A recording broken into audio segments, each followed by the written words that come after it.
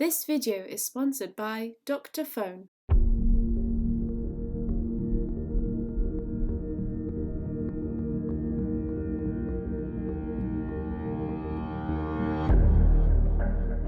Where is Corbin Johnson? The 18-year-old's parents say they dropped him off last week at a job interview and they never saw him again. Corbin's parents say they have no idea where their son is after his friends called looking for him too. Them boys shot my house up. I was right there on the bed, me and my little brother Quan. I'm from the north side of Jacksonville. And the north side has a reputation for being one of the more violent sides, right? Yeah, that's the most violent side of Jacksonville. Ball Creek, off of the long strip. We got it.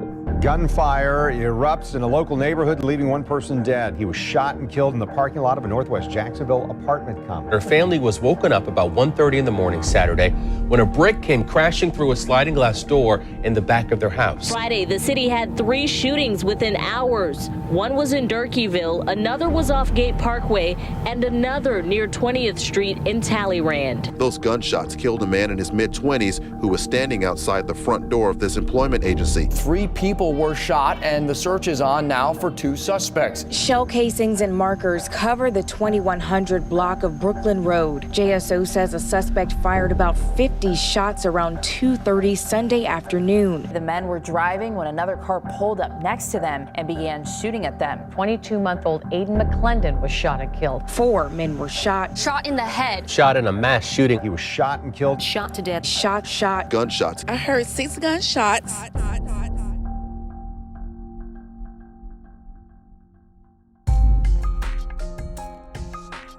At the start of 2021, a song called Who I Smoke came out and went mega viral. Now, from the outset, this looked like any innocent hip-hop video, with a bunch of nice-looking, well-dressed young men out on the golf course for an enjoyable day teeing off on the green. These young men seem to be known as ATK, okay. Well, it turns out that that ain't the name of their local golf club. In fact, you might have missed something very important if you didn't pay attention at the start of that video. Because when the first guy tees off his golf ball, a bullet shell casing drops to the ground. And once this subtle reference to shootings has passed, we then begin to hear a very familiar musical sample, Vanessa Carlton's 1,000 Miles. Well, what a charming song to hit a few balls off the green to, eh? And for the first 30 seconds of the video, all we see is our well-dressed protagonists jamming out to some Vanessa Carlton and having a great day on the course. But at a certain point, the beat drops and these boys go from Tiger Woods to tie him up and put him in a woods. Because what followed was one of the most diabolical and disrespectful diss songs in hip-hop history. This song, Who I Smoke,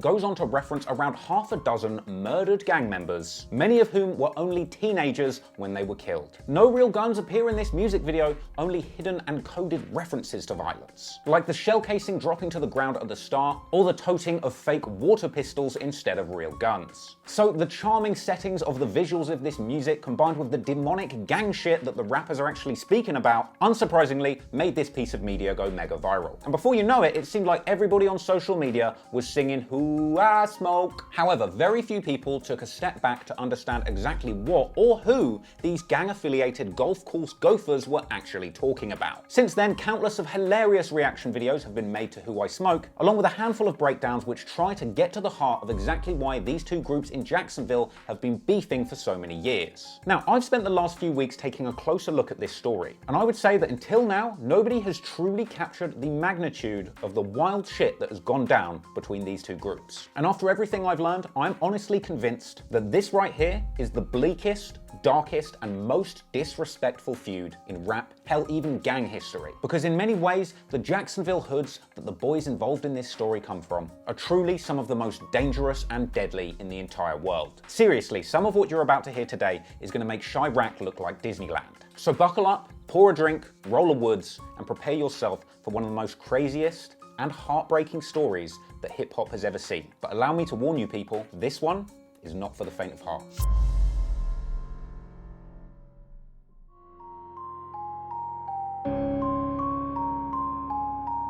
Today's story takes place in Jacksonville in the northeast of Florida. Now, many decades ago, Jacksonville became a consolidated city-county with Duval County. This created one metropolitan area called the City of Jacksonville and Duval County, an enormous area which actually is the most populated city in all of Florida. Now, that's not strictly important for this story, but sometimes you might hear people referencing things that went down in Jacksonville or Duval County. Just know that they're basically one and the same. Now, if you've been a fan of Florida rappers like YNW Melly, then you'll know that guns are readily available available in the state of Florida. In fact, the majority of people in the state seem to be armed to the teeth. And much like the city itself, the gangs that roam the streets of Jacksonville have a long history too. Over the past few decades, many gangs and gangsters have called Jacksonville, Florida their home. From Rolling 20s Bloods to Crips, GDs, and Hispanic gangs like MS-13, fleeing other states and setting up shop in Jacksonville. However, the gangsters that we're interested in for the sake of this story are those talented ones who rap. And when it comes to Jacksonville, one of the biggest names to ever come out of the city is of course Youngin Ace. Real name Kayanta Bullard, Ace was born in Chicago but moved to Florida as a child. He actually started rapping at the young age of 14, finding himself rolling with a crew of rapping G's called Youngin Gang, a crew apparently founded by Flip the Youngin and Trigger Romo. They were older than me, I was youngest. Oh, okay. But their name was just spelled like Y-U-N-G. So Ace, along with his Youngin Gang boys, made songs like the early track Go to War, which came along with a music video where they were showing off some heavy artillery. Hell, at one point a dude even pulls out a World War I looking rifle with a goddamn bayonet at the end. Guess these guys are in the trenches for real for real. Now that music video introduced us to a few other familiar faces that were around Ace in the early days of his career. That includes Ace's blood brother Quan Quan, or 2 Times, and his close homie 23, or RJ. Now this was Ace's first big breakout song, racking up a whopping 100k views in the first week, going on to rack up a Big Boy M. This was the song that made Ace a bona fide rapper. And despite a minor setback with Ace getting sent to jail on a juvenile charge, with his first taste for success in the music industry, Ace would continue to flood the market with music and raise his profile. So with a lot of success in the rap game and a solid reputation in the streets, Ace's circle of influence in Jacksonville would continue to grow, and over time, fans would begin to recognize the faces of people in his crew. Other people include Kobe, aka 4, Fast Money Goon, Ralo, Red Dot, D De Niro, Ray Spazz, Trey Shorty, Crazy K, Sosa, or Scotty. Now at a certain point later on in the story, Ace lost a few of his day one homies and would move away from the Youngin Gang, which was originally made up of Ace's day one homies more from the Orange Park and west side of Jacksonville. However, over time and as the story develops, Ace and his remaining friends from the west would grow close to a number of crews on the east side of Jacksonville, forming a new group of crews which would roll together under the name of ATK, something which most people seem to understand as standing for Ace's Top Killers, but for the record, other people have described ATK as potentially standing for Ace to Kill, Aim to Kill, or just being short for attack. So this crew, as they were known, would soon become affiliated with the Melvin Park area of Jacksonville, with several people that represent under the ATK banner hailing from there, including the supposed demon of Jacksonville, KSoo. Now, we're going to learn more about this guy as the story goes on, but let me tell you, he is super scary. By his own admission, KSoo will quite literally kill for anything. I kill you if you staring at my grandpa's bowls. My mama told me kill, cause I be killing niggas. You for real? Man, for real, I be really killing niggas. I don't tell lies. All I do is stay facts. Kill any nigga. I do not care where he at. He ain't lying.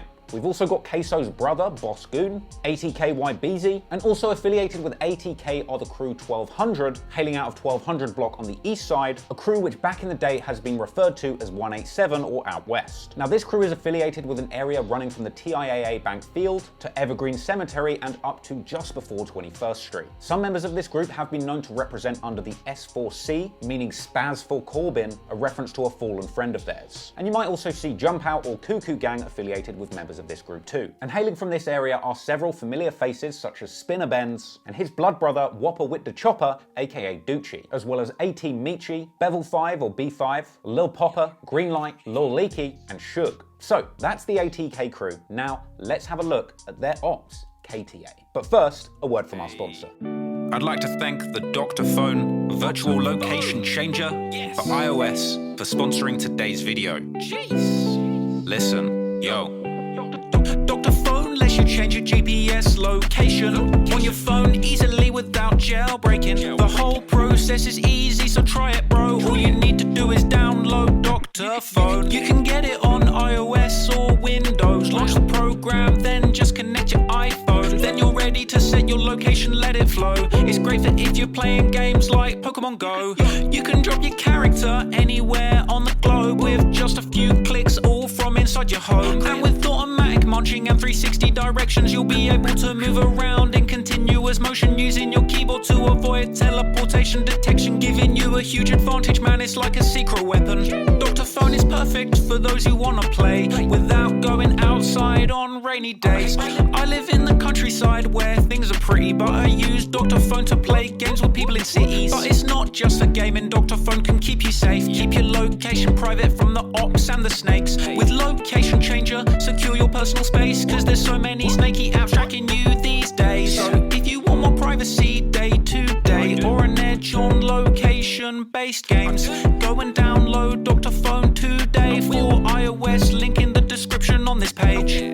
Thanks again for Dr. Phone for sponsoring today's video. Don't get caught lacking, people. Scroll down and press that link in the description and download Dr. Phone today. Thanks for the sponsor, guys. Peace. ATK's sworn enemies are KTA, which stands for Kill Them All. Not very friendly, that, is it? Just like ATK has its origins in the Youngin gang, it's been said that KTA has its roots in a more organized crew of OG Jacksonville gangsters called PCE, or Problem Child Entertainment. Now, this is a legit gang that was really dismantled in a 2017 RICO case. This saw over 10 senior members from the PCE operation facing racketeering charges for multiple counts of murder and firearms offenses. Now, this group had actually attracted a significant amount of attention from the Jacksonville Sheriff's Office following a tragic January 2016 incident when a 22-month-old baby, Aiden McClendon, was sadly killed after being sat in the baby seat of a car that was targeted in a drive-by shooting. The police were able to connect those bullets that killed that baby to the PCE crime organization, and both of the shooters in this case were convicted of murder. 2 guilty verdicts were read, one for Henry Hayes and one for Kwame Richardson, who were tried separately. Prosecutors say both were targeting a rival gang member when 22-month-old Aiden McClendon was shot and killed while he was sitting in a car with his mother on the city's east side. But to make things even more crazy, it's been suggested that that 22-month-old baby that was killed was actually a direct relative of Whopper with a Chopper and Spinner Benz. But anyway, regardless of that, with this kind of fuck shit going down in the streets affecting 22-month-old children, it's no surprise that the Jacksonville cops ended up cracking down hard on PCE. But growing up in the midst of the budding gang wars on the streets of Jacksonville is a young rapper by the name of Foolio, aka Julio Foolio, aka Lil Six. Now, this nickname is derived from the 6 or 6 block in Jacksonville where Foolio hails from, a territory apparently stretching from 45th and Moncrief up to Avenue B, with Foolio specifically hailing from the Hilltop Village Apartments. Now, this area is the north side of Jacksonville, the area which Foolio says is also the most violent part of the city. I'm from the north side of Jacksonville, 1646 West 45th Street, Bricks, 6. Yeah, that's the most violent side of Jacksonville. Now, Foolio is considered the most hated rapper in Florida, and it's easy to see why when you consider how he came up. Foolio said that he had to buy his very first gun for protection when he was in just the 7th grade, because apparently he was already beefing with grown men with bigger guns. A nigga got his first gun in motherfucking 7th grade, 6 going to 7, the Deuce 5, so after that, it was a wrap. We'll always beefing with grown, older niggas, so shit, they always had the advantage and shit of us. Like, they always had the guns and the cars to pull up on us, and you feel me? We ain't never had that shit. Foolio's upbringing seems like it was nothing but pain. In fact, his father was murdered when Foolio was only 13 years old, being shot in the head twice in a brutal attack. Apparently retribution after a man that Foolio's father had beaten up a month before came to get back. Foolio even said that he witnessed his first murder at close range at the young age of 12. Problems, I saw a nigga get shot in this shit, but this was in my other dog, this was in West Jackson. I was probably like 12 years old. Jax, he beat the shit though, my dog Boo Boo, but yeah, point blank range, nigga. I was 12 years old saying that type shit though, that shit went nuts. Apparently, Foolio also got shot in the leg getting off the school bus, age 50. We getting out the bus and shit. I ain't thinking nothing of it though. I got my uniform on, books, man. I ain't thinking nothing of it. I'm like, it's a regular day. This my first day of school. Mind you not, this my first day getting, cause I got kicked out of school, another school for fighting. So this my first day in the alternative school.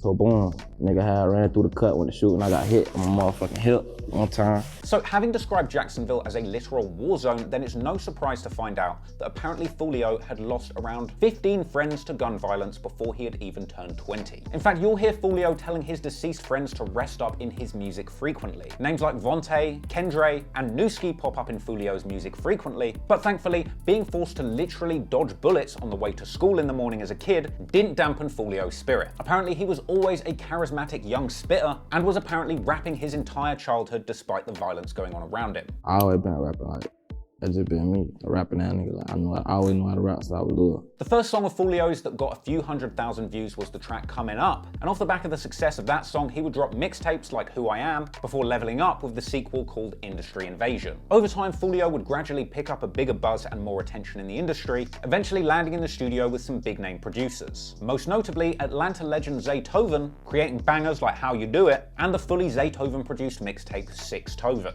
Now, we'll cover the specific and significant music releases as they pop up during the beef, but for now, let's just focus who's affiliated with Foolio and his 6 Block crew. Also hailing from the 6, no Drizzy, is Foolio's longtime friend and frequent collaborator Kojak. There's Foolio's blood cousin Zion Brown, aka Tweaking Jit or TJ. There's Teki, aka T Shots, Trey D, aka 8, K Shorty, Spazz2x, not to be confused with Spazz from ATK, Lil Petey, aka 35, Foolio's young G Bibby, and Dirk, another close friend of Foolio's who was murdered all the way back in 2014 as part of that PCE beef. So that's the majority of Foolio and his 6 Block outlined. But as time and beef went on in Jacksonville, the KTA crew formed out of 6 Block and a few other Jacksonville crews that were all beefing with KTA crews. This includes an affiliated crew from a hood called Vontaland, which includes blocks such as Callaway Cove, the Washington Heights Apartments, and Ken Knight Drive. And Vontaland is where Foolio's friend Rod K is from. You've also got A Block, which really just refers to the Arlington area in Jacksonville, an area which is geographically in the east of Jacksonville, but considered the south side by the people that live there. And now this brings us to the Y&R crew. Sometimes referred to as Dankway or A Block in the past, Y&R is an Arlington-based squad of extremely feared gangsters in Jacksonville, with many of the following members having been associated with, but for the record not proven to have been involved with a lot of the more serious altercations between these two crews. You've got people like Y&R Mookie, Cho,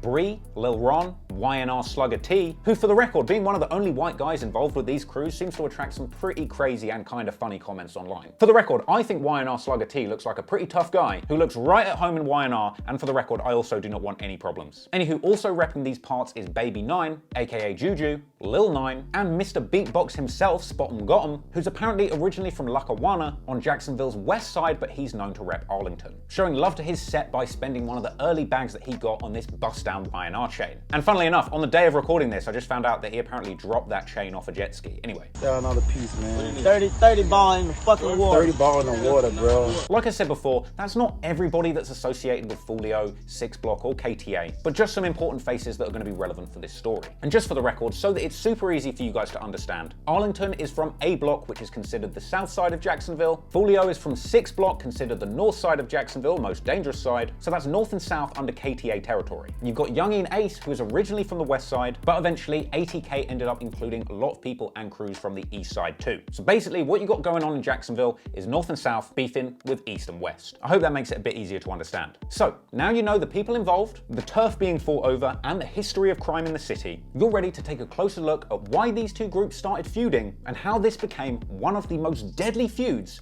in rap history. When he was asked why rappers in Jacksonville beef, Foolio said that there were 3 reasons. Respect, niggas, it be a respect thing, then it be a nigga neighborhood where you from. And then it be niggas dead homeboys, like you disrespecting my dead homeboys, so now I wanna diss your dad, you get what I'm saying? Well, you are gonna see a heck of a lot of all 3 of those things going on throughout this beef. Weirdly, apparently Foolio was even cool with some of the ATK members back in the day, with Foolio having said numerous times that some of the ATK members, like Whopper with a Chopper, having appeared in one of his early music videos. Whopper and all them type niggas, they used to be in my videos type shit. Meanwhile, Spinner Benz has said himself that he's been involved in street beefs since the early years of 2012.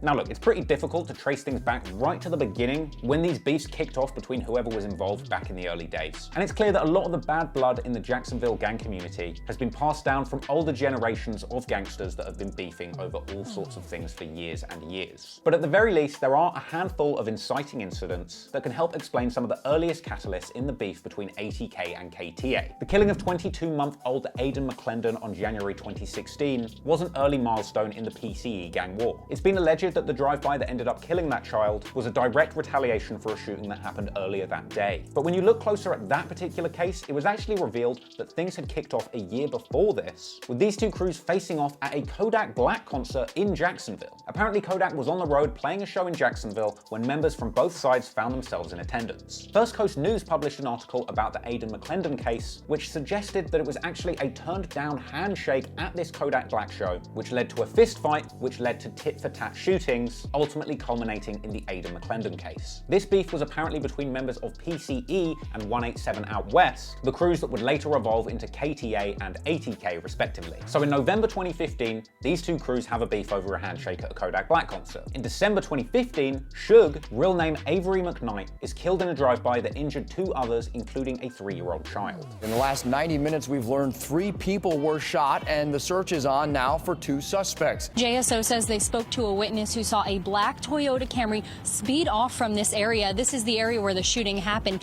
The man who died was actually shot right on the front porch of the 2-story house you see just down the street with the rusted roof. And for the record, it's been referenced in both songs and YouTube documentaries that somehow a bicycle was involved in the Suge killing. Now, as we get into 2016, this is a period where the beef between these two crews gets a little bit hazy. There's plenty of unsubstantiated rumors floating around the internet regarding robberies, fights, and shootings between these crews following the killing of Aiden McClendon. I'm sure there was plenty of bloodshed between these two groups in 2016, but the one thing we know for sure is that the most devastating escalation of this beef took place on May 27th, 2017. On this day, Foolio's blood cousin, 18-year-old Zion Brown, aka Tweaking Jit, was at home with his younger sisters aged 16 and 9. Allegedly, somebody from the ATK side of the beef smashed through a glass door on the house with a brick, entering Brown's home, firing multiple shots, killing Zion Brown, and hitting his 2 younger sisters. The teenager tells News4Jax that her family was woken up about 1:30 in the morning Saturday when a brick came crashing through a sliding glass door in the back of their house. 18-year-old Zion Brown was the only adult in the home, along with 2 teens, a 9-year-old and a 6-year-old boy. According to witnesses, Thomas broke out a sliding glass door, walked inside, and began shooting, hitting a 9-year-old and a teenager. They are recovering. 18-year-old Zion Brown died at the hospital. DeAndre Thomas, aka Trey Shorty, was identified as the shooter and ended up facing murder and double attempted murder charges. Police make an arrest in a shooting that killed an 18-year-old. Today, police said DeAndre Thomas was the shooter. They charged him with murder. Story goes, the wounded 16-year-old girl who survived the incident identified DeAndre as the shooter, apparently already knowing him as a mutual friend on Facebook. Now, here's where things get a bit crazy, because that shooter had previously been charged as an accomplice in a robbery case with youngin' Ace as his co-defendant. Now, a lot of speculation has been thrown around since this incident as to whether Ace had any knowledge of the hit, or if he or somebody he knows was even an accomplice there that day. For the record, there is absolutely no public evidence that Ace was involved in that hit. However, the news did say that they believe that Trey Shorty was not alone when he entered Zion Brown's home. Investigators believe Thomas was not alone when he shot Brown and 2 children. Regardless, Trey Shorty was later found guilty of the murder of Zion Brown and sentenced to life in prison, where he remains today, having lost all of his freedom as well as his hair. Now, Zion's sister even ended up dropping a tribute song for her fallen brother, and her involvement in this story is going to get crazy later on, so just remember her and what she had going on. But regardless, after what happened to Zion Brown, even with Trey Shorty in jail, the KTA side of the beef knew that somebody else was involved in this incident, and they were looking for get back. In the months that followed, the ops were hungry for revenge on the ATK side of the beef. In a May 2018 interview with My Mixtapes, youngin' Ace said that during this period, his house had been shot up with his own mother inside it. This just be my room right here. Them boys shot my house up. I was right there on the bed, me and my little brother Quan. They shot my mama's house up. They shot this part right up. My mama was in the room. They shot that bitch up. My house always got shot up. They always spent on my shit. But then we doubling back though, for real. Come here though. However, I doubt Ace could have possibly ever imagined just how bad things could have gotten following this incident. Because soon Ace would be facing tragedy on a scale I don't think I've ever seen in hip-hop or even crime history before. I'm talking about that terrifying and tragic night when Ace lost 3 of his closest friends right in front of his very eyes. On Tuesday, the 5th of June, 2018, Youngin Ace was out celebrating the 18th birthday of his close friend, 23, aka RJ, real name Royale Devon Smith Jr. They were seen with Ace's blood brother Quan, real name Trayvon Bullard, as well as their other friend, 4, aka Kobe, real name Jacoby Deshard Groover. And the four boys were seen posting on social media in good spirits on their way to dinner. We on church book running that money out with me, nigga. I made it, ain't nothing the same at all. So these four young men were out celebrating and having a meal at the Wasabi Japanese Steakhouse in Jacksonville's St. John's Town Center. This is an open-air mall in the southeast of Jacksonville. Now, while they were there, they made numerous posts to social media, and perhaps it was these very posts right outside the restaurant that they ate at that alerted the ops of Ace and his friend's location. I mean, this image, for example, quite clearly shows the red shutters at the back of that Wasabi restaurant. And I mean no disrespect, but I've never been to Jacksonville in my entire life, but I was able to spot the exact place that they were standing on Google Maps within minutes of pulling up this area on Street View, not even looking that hard. Now, Ace has gone on to say in numerous interviews that he really regrets letting his guard down on this day. We don't never go out to eat because we don't do nothing fun. Right, yeah. So that was like our first time going out like that. And like, I ain't gonna lie, we was slipping. According to Ace's Vlad TV interview, after the meal, the four boys were hanging out in the area and things were cool, perhaps too cool. We was coming from Wasabi. It was my little brother's 23rd birthday. And we was just hanging. We pulled up to the light. We were leaving and shit. We was really hanging. Like I said, we were hanging out though. We weren't, you know what I'm saying? We was just hanging out though. We had our guard down, that's what it was. Now, allegedly, a witness said that there was some kind of argument or altercation between the four guys and some other boys at the location they had dinner. However, this is a detail that Youngin Ace has never acknowledged in an interview. However, what he has stated is that he felt that there were people hiding and waiting in that parking lot for his friends to leave. Ain't nobody just gonna just creep up on me like that. Yeah. They have to been sitting outside. So after leaving the restaurant, the four boys got in a car and drove to the intersection at Town Center Parkway and St. John's Bluff, with the Jacksonville Sheriff's Office saying that when they got to the red light, another unidentified vehicle pulled up alongside their Chevy sedan, opening fire and then speeding off. Police say the shooter or shooters pulled up in a car next to the victims at the 295 and Town Center Parkway stoplight before opening fire. Last night we showed you one side of the Chevy sedan full of bullet holes. This scene was frankly a bloodbath. Some have said that as many as 120 bullets were fired from automatic weapons. And Ace himself later described the scene of the crime in a harrowing, complex interview. Oh, you hear shots out the blue at the red light. One of them hit my hand right here. When it hit my hand, my phone dropped. I blinked out, but I could hear my little brother on the side of 23. My blood little brother was behind me, and my brother 4 was on the side of him. I blinked out. I even forget my little brother behind me. But I hear 23 screaming on the side of me and like shield him, like from getting hit. You feel what I'm saying? One of my brothers, named 4, he was sitting on the behind driver's seat. He told me to call the ambulance, but 23 on the floor telling me like, I can't move. You know what I'm saying? I'm like, unlock the door, open the door, open the door. He trying to open it, but he can't really move how he want to. So I end up unlocking the door. They still shooting though, you hear me? So I opened the door and I push him out. While I'm pushing him out, I'm coming out too though. So he ripped my shirt. So, but when we got out, the car was still in drive, so it kept moving. So I go put it in the park. But I'm moving around. I'm not knowing how many times I'm shot, but I know I'm shot. I think I got shot in like my legs or some shit. But I got shot in my butt. Fortunately, Youngin Ace survived the shooting, but he was hit 8 times. However, all 3 of his friends were less fortunate and lost their lives. Ace's blood brother, Trayvon Bullard, aka Quan, aka 2 times, was shot 3 times, including a shot to the head. 23, aka RJ, real name Royale Devon Smith Jr., was shot around 5 times. And 4, aka Kobe, aka Jacoby Deshard Groover, was shot around 12 times. I can't imagine how hurt Ace's heart and body were after this incident. Ace was seen laid up in the hospital, hurt pretty bad, but managed to fight through it and recover in what can only be described as a genuine miracle. But it can't have been easy. In fact, a clip even circulated on social media seemingly depicted Ace in the hospital, looking kind of delirious off the painkillers, replaying the incident. I'm trying to come forward, but I'm trying to hold RJ. I'm trying to hold him, I'm trying to RJ open the door. I open the door, I'm pushing him out. I'm like, bro, I got you, bro, I got you. He grabbed my shirt, I'm like, bro, I can't move. He tell me he can't move, I jump out the car. Cope opened the door.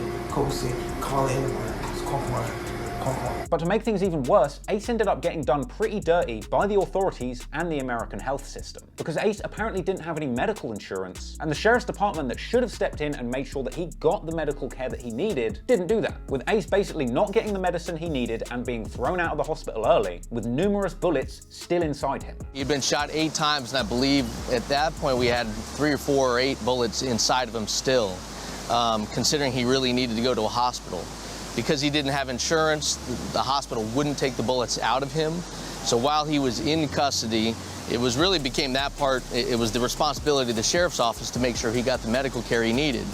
Sheriff's office didn't give him medical care, they didn't give him antibiotics, and they basically just left him in there. Ace would later post to Instagram following the incident, saying he got 8 shots to the body but survived, as well as suggesting that he had tried to shield his brother 23 from the bullets, something he elaborated on in heartbreaking detail in this DJ Vlad interview. So I tried to shield him and make sure he was good, but I couldn't shield everybody though. Ace went on to memorialize his 3 fallen brothers in his flesh, tattooing all 3 of their faces onto his stomach. It's his name 2 times, right in the middle. Okay. 23 on the side. That's 23 my best friend. Okay. Yeah. Hey, I lost him a little bit.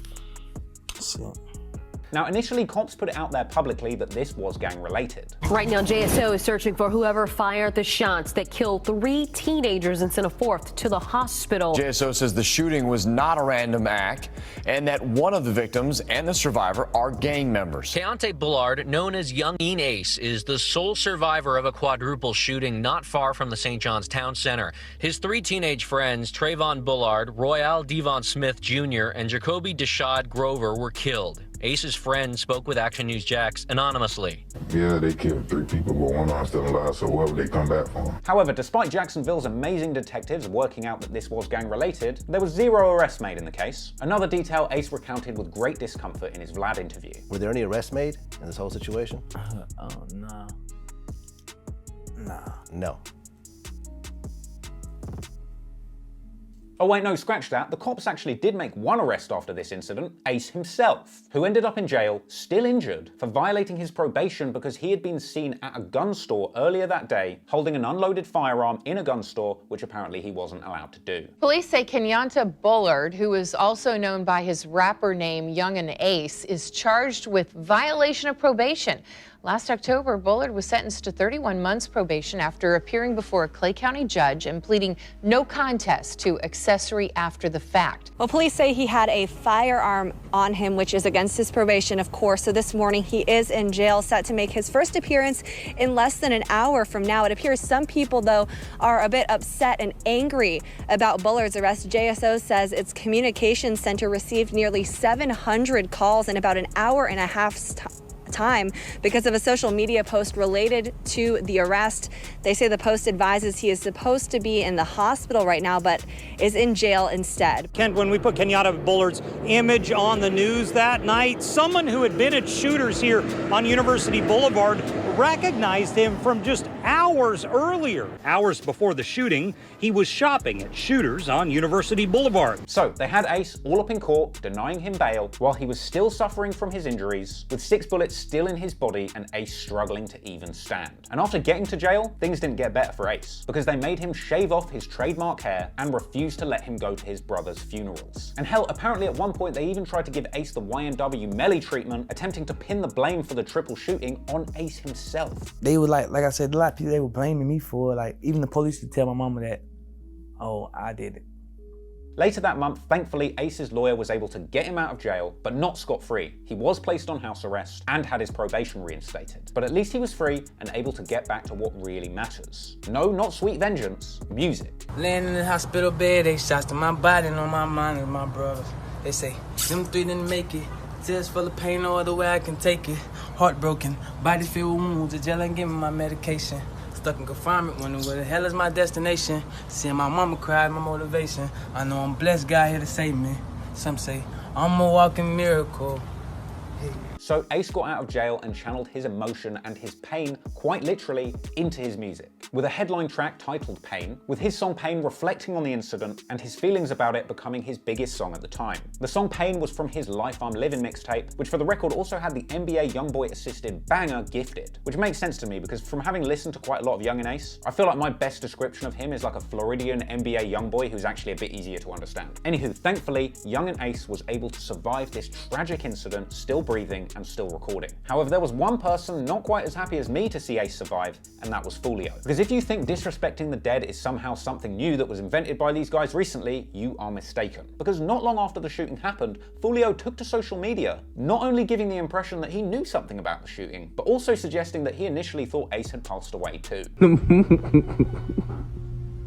Them boy lost the Fortnite match. I took over the cold summer alert, man.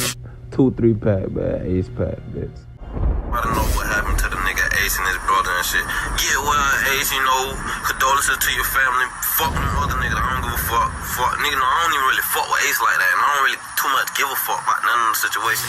But you know, nobody deserves to die. But you know, karma is real. Fucking nigga talking about, and all you outside rappers that's mad. In fact, it almost seemed like every single day that passed, Foolio would find a new way to disrespect Ace and his fallen friends. He was having t-shirts printed. Foolio took to his IG story to tell his fans that he was smoking on the ops, going as far to call them by their government names just in case the police's case wasn't tight enough. Royale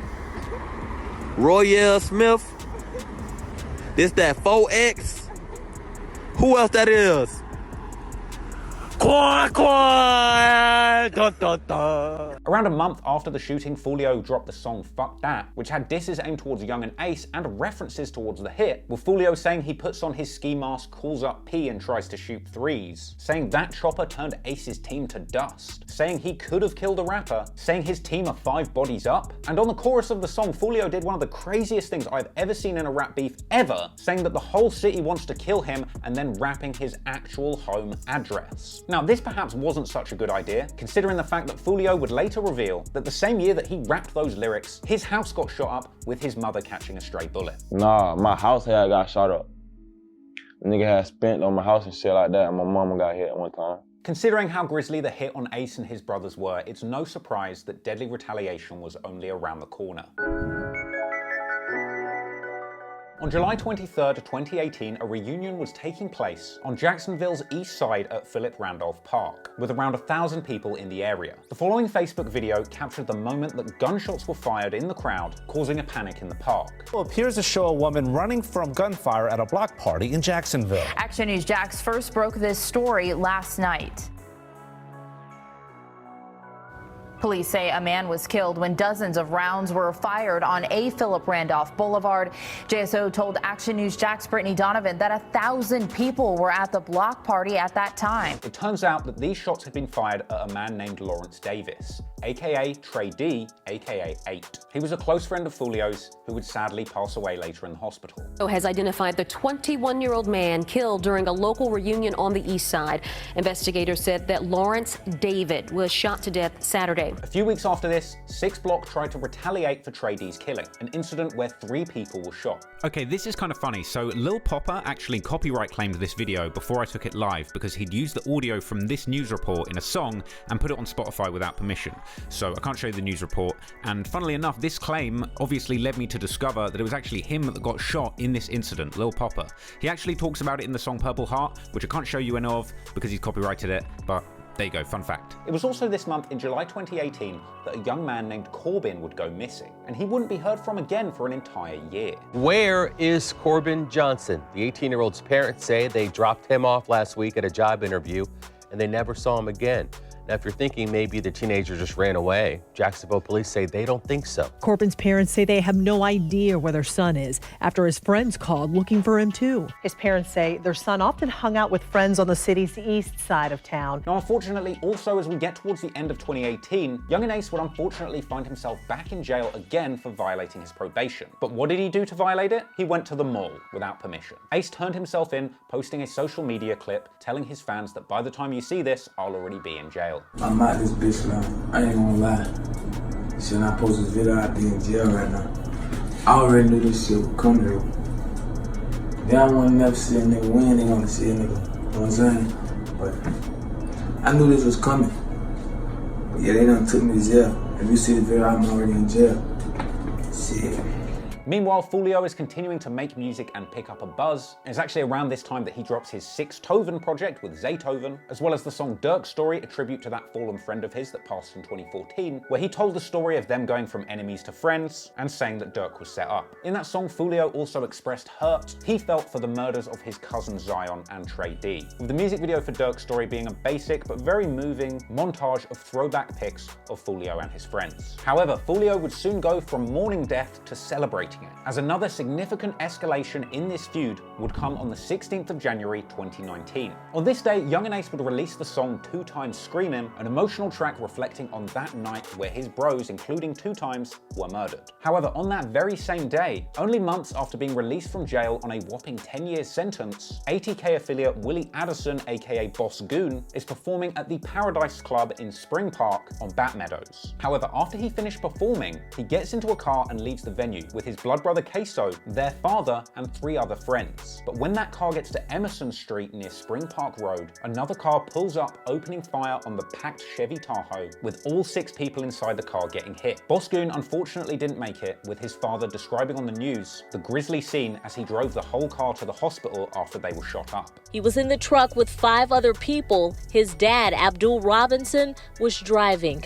I guess 2 or 3 cars pulled up on the side of us, shot inside our car over 100 times, killed my son in the front seat, shot my son in the back, in the head 3 times, shot my nephew several times, a couple more passengers in there were shot several times, numerous of times, and I drove all the way from there to Memorial Hospital, shot in the back myself twice. The murder of Boss Goon was nearly worse than the Ace hit. With 6 people in that car all being hit, it's actually a miracle that 5 of them even survived. Which is why it's doubly disrespectful that immediately after this incident, Foolio was mocking the recently deceased Boss Goon on social media heavily, saying horrible things like he deserved it. Family and friends tell me he did not That fuck nigga deserved to die. Bitch ass. As well as showing off a pack saying that he is smoking on Willie. The American Pie, that's what we gonna call him, the American Pie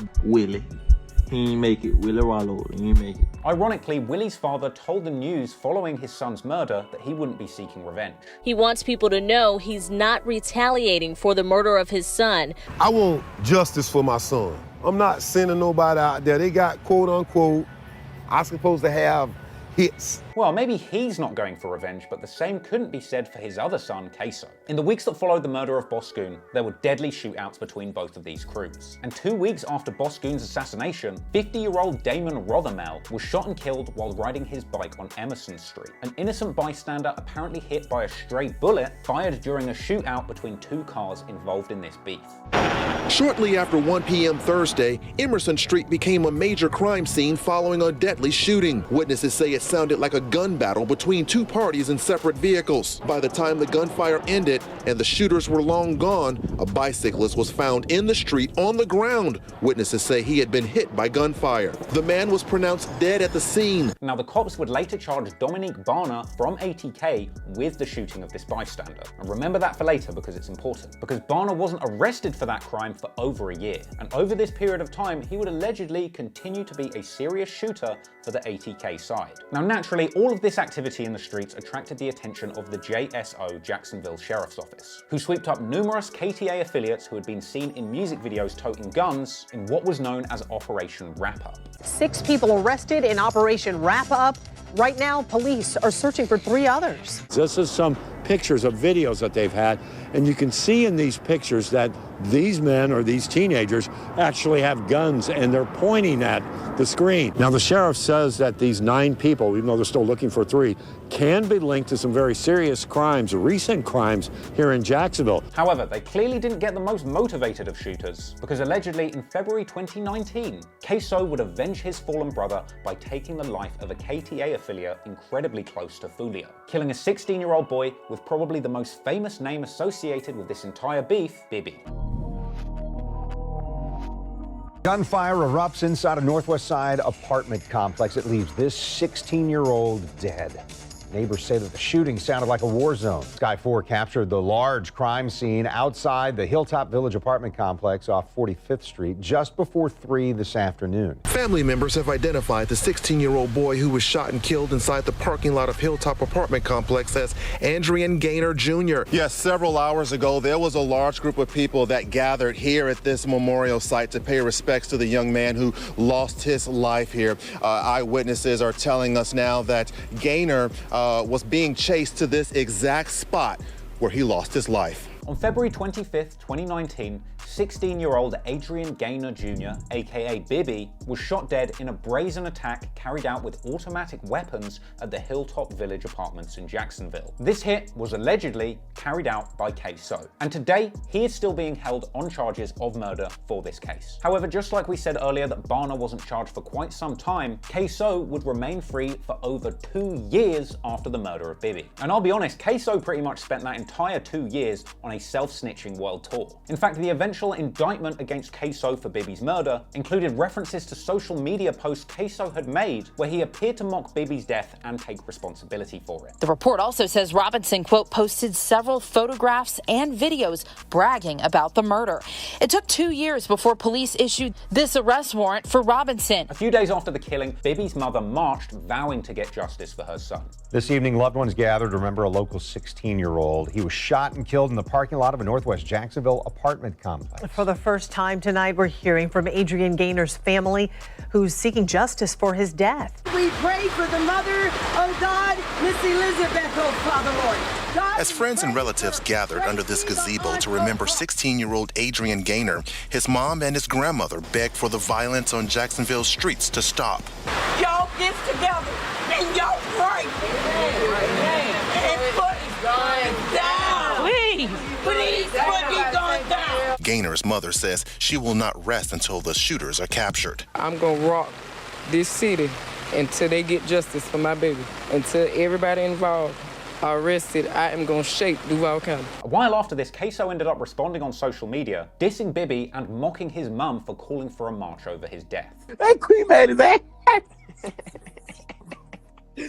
Poor ass dead nigga. Hey, they got his mom walking around. March. March. March. We're gonna get him, March. KSoo also made numerous disrespectful posts about Bibby, including making like funny little animations that I would say are kind of early flashes of the kind of crazy disrespect that we would see later on in this beef when Who I Smoke dropped. In the air with Bibby, I'm flying with Bibby, Bibby, I'm flying. But KSoo wasn't the only one talking about the death of Bibby. In fact, the entire ATK side were taking disrespect to brave new levels. Whopper with the Chopper even went as far as to post a photograph of Bibby's dead body to his Instagram story along with the caption, "Spit on Dis." A picture which is obviously too shocking to show you on YouTube, and I'm not actually sure if KSoo posted this picture himself. I mean, hell, he might have even taken it, but it just goes to show you how far these guys will go. Now, Foolio was particularly close to Bibby. A year after Bibby's murder, he dropped the heartfelt tribute song Bibby Story, trying to give a more positive reflection on his fallen brother. The music video had tons of throwback footage of Bibby in it, but on the song, Foolio also reveals some dark details about his relationship with Bibby, saying at one point that Bibby had caught a body by the time he was 16, which is the age that he was killed, going on to suggest that Foolio was aware that the murder that Bibby had committed at this young age had been playing on his mind before he was killed. Foolio went on to say, "You was killing shit for me, that's why I want to kill myself," and going on to later rap, "You know I'm killing about your name because you killed for me. He say he smoking Bibby, now he resting in peace." From these lyrics, we can kind of see that Foolio blames himself for Bibby's killing, with it sounding like Bibby was specifically targeted due to his association with Foolio. Now, the song Bibby Story ended up doing numbers for Foolio, but that didn't stop KSoo taking to social media singing along to the song to make fun of Bibby and Foolio. Why you had to leave? Why you ain't stay with me? With me? Why you had to leave? Bibby! He was 16 with a body on his belt. Got his ass body, those 16-year-old. Oh my God. Going on from this, we of course know that Bibby's name would end up being the first and most famous name that was disrespected in that song Who I Smoke. Thing is, Foolio wasn't lying when he said that there were people ready to kill over Bibby's name, because only a few weeks after the Bibby hit, another attempt is made on young and Ace's life, once again with deadly consequences. 911. Yes, ma'am. There were, I don't know, 10 shots at least. Hi. I just heard a bunch of loud echoing pops. Sounded a lot like gunshots. But it brought me out of a sound sleep. It was several rounds, running through the halls, banging on everybody's door, running outside the building, around, banging on windows. They've come in the hotel, and I was looking out because I could hear them running. 5 of them ran past our door, and they were screaming, we gotta go before the police get here. Yes, on the 10th of March 2019, while in Waycross, Georgia for a show, Ace and his crew are staying at the Hampton Inn Hotel. And whilst chilling outside by the pool, they are ambushed by a KTA hit squad, who let off shots in an attempt to take Ace's life, which unfortunately ends up killing Ace's close friend Ralo, real name Jeremy Alexander Brookins. The scene of Sunday's shooting, a group of men, including rapper Young and Ace, were near the pool when they were shot at, according to police. Okay, this is the scene outside our hotel in Waycross. One vehicle down here, the red car. You can see where the back glass has been shot out. The chief says the 2 victims were with Bullard. 30-year-old Jeremy Alexander Brookins died, and 29-year-old Dwayne Lamont Scott has injuries. Both are from Jacksonville. It appears so. They were all in the same general area as he was, and they all scattered when the bullets started flying. A group of men, including rapper Young and Ace, were near the pool when they were shot at, according to police. Jeremy Brookins killed. Waycross police arresting 3 Jacksonville men: Mark Isaac Jefferson, Leroy Gerard Whitaker, and Devontae DeMorris Starks. Now this is a truly tragic story when you consider the fact that it hadn't even been an entire year since Ace lost those 3 friends in that first assassination attempt. In fact, Ace has rapped in songs where he talks about that first shooting that killed 3 of his friends, saying that he'd struggled to confront the mothers of his fallen brothers to explain their deaths. Now I can't begin to imagine the pain and hurt that Ace must be feeling going through this situation. So I certainly don't blame him for struggling to confront the families of those close to him who have lost their lives. However, that didn't stop Ralo's devastated mother taking to the news to say that Ace and the ATK crew hadn't even sent condolences to her. Of all those boys that were there with my son when he was killed, not one of them has reached out to tell me how sorry they are. None of them has helped do anything, shown any remorse. Now she's demanding justice in the case of her son. Justice, she worries, won't be coming soon. Naturally, Foolio would later take to IG Live to say that he was smoking on Ralo. Ralo! Oh, you rolling out the 100, Laura? I'm rolling out the Ralo, man. I got Ralo on this deal. Nigga rolling out the Ralo. And of course, in reference to this incident, Foolio would later end his iconic diss song When I See You with the terrifying lyric, Ralo died with his heat, for speaking on Bibby, an apparent reference to the rumor that Ralo even had a gun on him at the time he was killed. However, the celebrations from the KTA side of the beef would not last for long, and only a few months after the Ralo hit, KTA would suffer a devastating loss of their own. On the 7th of May 2019, Foolio's close friend and collaborator, 19-year-old Teki, or T-Shots, is shot in a tan SUV at the 5900 block of Christabel Avenue, just north of the Hilltop Village apartments. Teki's passing wasn't announced until nearly a month after the incident. However, if you wanted to know the news early, you would only have to go and have a look at KSoo's social media, where he appeared holding an assault rifle and quoting one of Teki's lyrics. Big lock on me, ain't got no safety.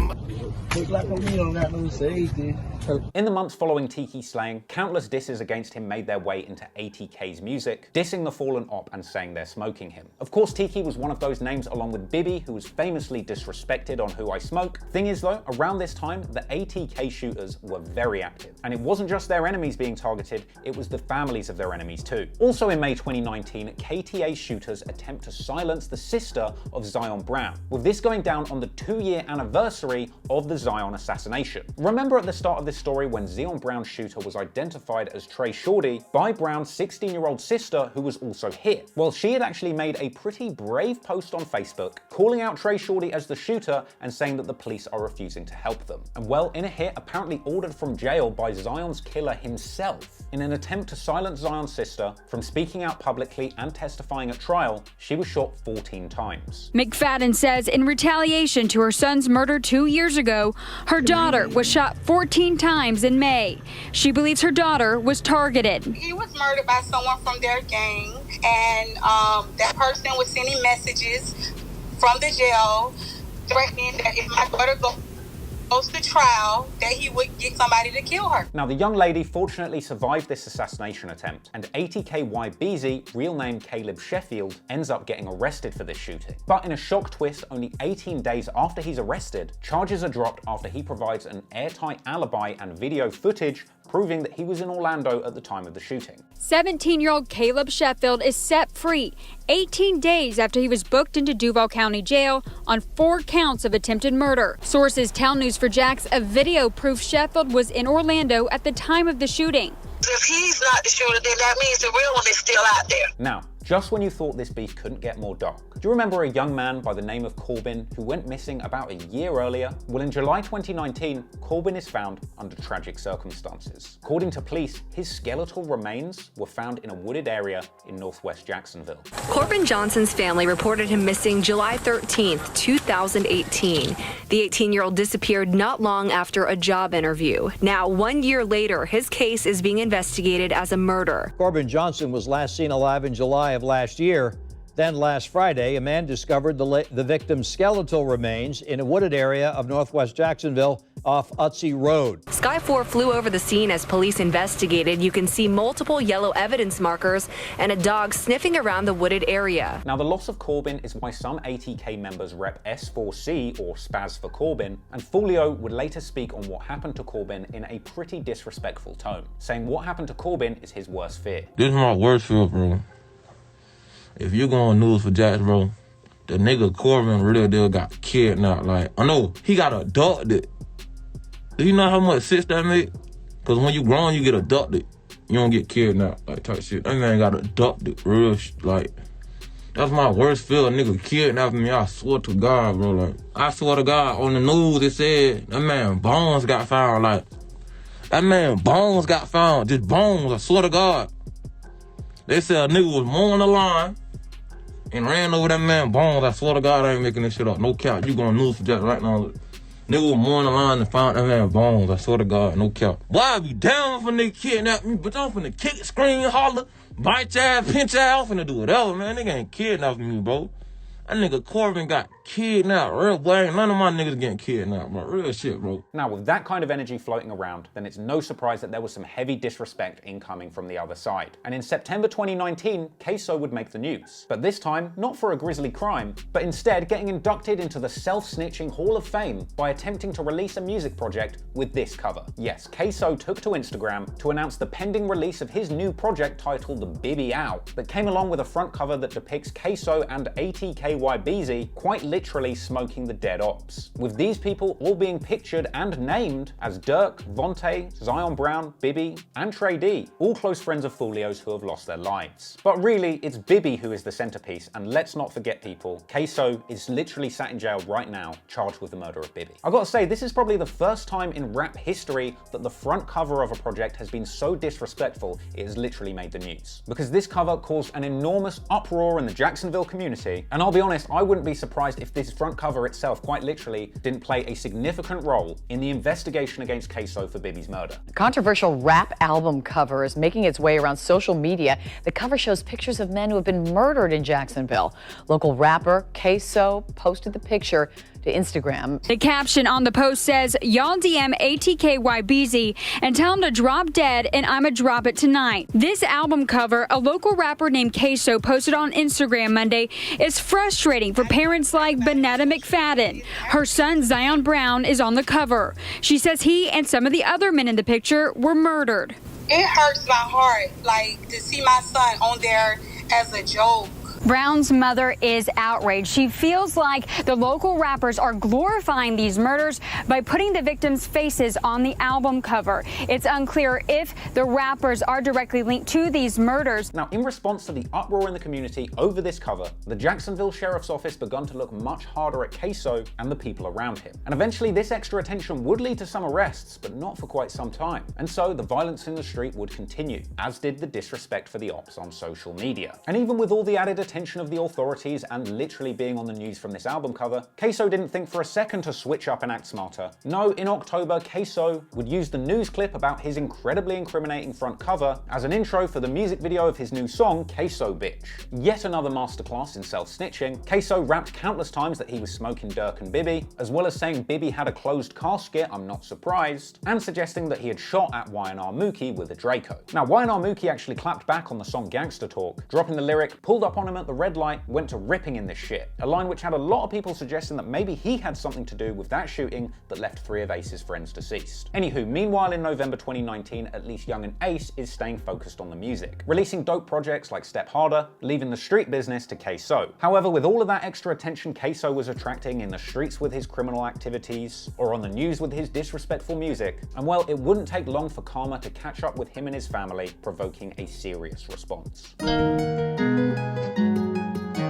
On December the 11th, 2019, the ops knock on KSoo's door, and when his mother calls out, "Who is it?" from the upstairs window, whoever was knocking gets to popping, firing shots at the property, with this supposedly leaked police report suggesting that around 27 shots were fired at the property before the suspects fled in a stolen SUV. With KSoo's mom apparently telling cops that she believed Foolio or his associates were involved, and the cops later arresting numerous people associated with 6 Block. Foolio reacted to the news later on in an IG Live, saying that KSoo got humbled by his mother being shot at. His mama just got shot at and shit, so that's why he ain't been talking crazy no more. He ain't tell y'all about that. He ain't gonna post that. His mama just got shot at. So now your daddy got shot and your mom got shot at.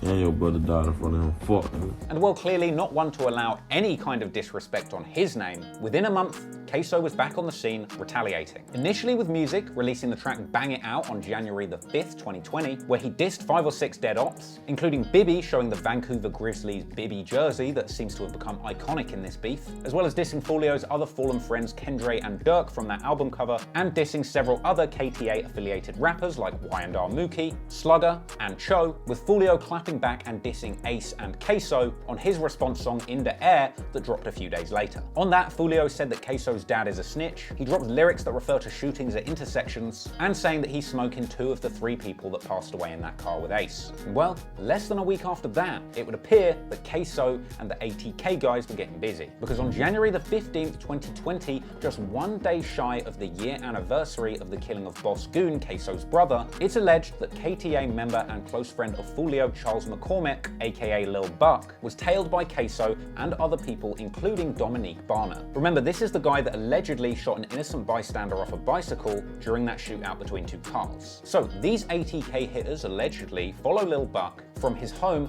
to a shopping center on Merrill Road. And when Lil Buck came out of a store around 11 AM, it's alleged that KSoo jumped out of the car and shot him dead using an assault rifle. However, in a shocking twist, this hit was witnessed directly by an off-duty police officer who jumped in a car and took chase following the culprit several blocks. And to make matters worse, the shooters, after fleeing authorities, escaped the scene but then crashed the getaway car. The 2 suspects were then caught on surveillance video jumping through people's yards, and at this point it's alleged that KSoo and Barner broke into a woman's home, holding her hostage whilst they changed clothes and then made an escape, with this wild crime spree triggering a local manhunt. Right now at 10, the hunt is on for 2 men who shot and killed another man in Arlington before leading police on a chase and breaking into a woman's home, holding her hostage. At around 11 a.m. Wednesday, this shopping plaza off Merrill Road quickly became a major crime scene. I heard 6 gunshots. Those gunshots killed a man in his mid-20s who was standing outside the front door of this employment agency. Police say 2 men in a gray car pulled up and began shooting him. Some of the shots went through the window of the agency. A surveillance camera from another neighbor's house records the suspects running through backyards and hopping over a fence to avoid capture. Moments later, police say the men forced their way into this home and held the homeowner hostage while they changed their clothes. The men eventually left and were last seen getting into a red or orange car believed to either be a Dodge Challenger or Charger. Now, here's something that a lot of people get fucked up about this story. Once KSoo and Barner change clothes and leave that property, they're allegedly picked up by a vehicle that is being driven by KSoo's father. And it's at this point that he becomes an accessory to murder. However, there's a few people that have falsely suggested that KSoo's dad actually had something to do with the hit. that's not the case. But anywho, if KSoo thought that he got away from this drilling scot-free, then he was wrong, because a handgun was found in that crashed getaway car, which the police say they found KSoo's fingerprints on. But to make matters worse, following the actual killing, KSoo took to social media and apparently posted a clip of Lil Buck rapping along with a waving hand emoji and the caption "bye bye," as well as another post of him supposedly showing himself getting a pedicure and an even more incriminating caption basically saying "kill a man, then get my toes done." Now, I looked for these social media posts pretty far and wide, but it seems like they've now been taken down pretty comprehensively. But in the weeks that followed Lil Buck's murder, there was a wave of shootings in Jacksonville, including a 24-hour span in late February where 6 people were shot in 5 different shootings, leaving 1 dead and the community calling for a ceasefire. Friday, the city had 3 shootings within hours. One was in Durkeeville, another was off Gate Parkway, and another near 20th Street in Talleyrand. In a 7-day time frame from now until March 1st, the Northside Coalition is pushing its ceasefire campaign. The group wants people to resolve conflict and stay away from altercation. Well, I can tell you this was not fake. And on March the 19th, 2020, we would see one of the most senseless killings in this entire beef. On this evening, an attempt is made on KTA affiliate KShorty's life in a shooting near Portsmouth Avenue and Norfolk Boulevard. He'd been on a date with 17-year-old high school student Andy Weish when a grey car pulled up in front of them with 2 men hopping out and opening fire with an AK-47. KShorty survived, but the innocent young lady did not. According to her family, she was dropping off a male friend after the two went on a date March 19th. That was last Thursday. The family told me by phone she dropped the young man off at Portsmouth near Norfolk when 2 men in a gray car jumped out and began shooting into her car. KShorty posted a picture of the woman with a caption saying that the beef is now personal. However, 2 suspects were eventually arrested for this murder, Roland Ball and Xavier Porter. Almost a year went by after the death of 17-year-old Andy Weish. Finally, her family has the answers they've been looking for. Police arresting 21-year-old Roland Ball Jr. for murder and a 16-year-old for conspiracy charges. Now, I wish I could say that Miss White was the only female to have caught a stray in this feud, but a few months after this, Foolio's girlfriend also got caught in the crossfire in an incident where the ops apparently shot up Foolio's car and she caught a bullet in the hand. Your girl got shot? Is that My right? car got shot up. Your car got shot and your girl was in the car, right? Yeah, I wasn't in the car. She was driving the car. Did she get hit? Yeah, but she good though. Y'all thought I was dead. Yeah, bitch, you ain't up score just yet, fuck niggas. As the war in the streets of Jacksonville heats up, so too does the music scene. And as 2020 goes on, more and more disrespectful songs are being dropped on both sides. In March, KSoo and Jay the Young'un dropped the disrespectful visuals for the song Step on Some, which opens with them setting fire to another Bibby jersey. Meanwhile, Young and Ace is popping up on the King Von banger Trust Issues, with KSoo all up in the video sitting next to King Von. Shit, the only couch I've seen with more bodies on it is this one. On April the 3rd, 2020, Spinner Benz drops his song Active, and in this video, he's wearing a Rest in Piss Foolio shirt with a picture of an X'd out Foolio on it. The song also included one particularly savage lyric where he suggested that Foolio's mother is part of the war, a reference to the 2018 shooting at her home. And of course, there are the expected usual disses aimed towards Teki, Bibby, and Trey D. A day after that drops on April the 4th, YNR Slugger T and YNR Mookie drop the song Murder Twins, which feature more lyrics that seem to hint towards the YNR crew having something to do with that 3-person deadly shooting. Then on April 16th, Foolio dropped something unexpected, the tribute song Kendra Alston. In that track, surprisingly, Foolio says, "We got the same dream, I could never hate on Young and Ace." Now I've got to say guys, this might be the nicest thing Foolio has ever said. You know, there's a little delusional part of me that wishes this could have just been the first step in those two fixing their beef. You know, maybe Ace and Foolio could have got some therapy together, found some common ground and worked out their issues. But nah, because on May the 2nd, 2020, Spinner Benz and Whopper with a Chopper dropped the disrespectful banger We the Ops. This included disses aimed at Bibby, Trey D, Foolio and Teki. They say Foolio got beat up in jail, they diss his mum for getting shot, as well as some lyrics that seem to take responsibility for the shooting of Trey D at the reunion. Now that song had a whole bunch of tough talk in it, which makes it even more crazy that only one day after this track was released, we would see the deadly shooting of another KTA affiliate. Because on Sunday, 2:30 p.m. on May the 3rd, 2020, 18-year-old Antoine DeAngelos Williams, aka Lil Petey, aka 3-5, is targeted in a drive-by shooting where 50 shots were fired at 4 people from a white Kia sedan, leaving Lil Petey dead. Shell casings and markers cover the 2100 block of Brooklyn Road. JSO says a suspect fired about 50 shots around 2:30 Sunday afternoon. 4 men were shot. One of them has life-threatening injuries. Police say they believe the suspect in the shooting was in a white Kia sedan and was seen leaving the scene traveling east. Spinner Benz and Whopper would go on to diss Lil Petey aka 3-5 in numerous songs from here on out, but the losses for the KTA side were far from over, because around a month later we would see another famous name from this beef lose their life in a shocking broad daylight attack. On the 9th of June 2020, Lil 9, real name Dimitri Mixon, was the passenger in a car traveling east on Atlantic Boulevard when another car pulled up alongside and fired 12 shots from a rifle into the passenger door of that car. The shooting car fled the scene whilst the car that Lil 9 was in crashed into a rim shop, creating a shocking broad daylight scene which naturally made the news. Right now at 10, police are searching for a gunman after a passenger in a car was shot and killed along a busy stretch of Atlantic Boulevard in broad daylight. Sky 4 giving you a bird's eye view. The shooting sent people in nearby buildings ducking for cover.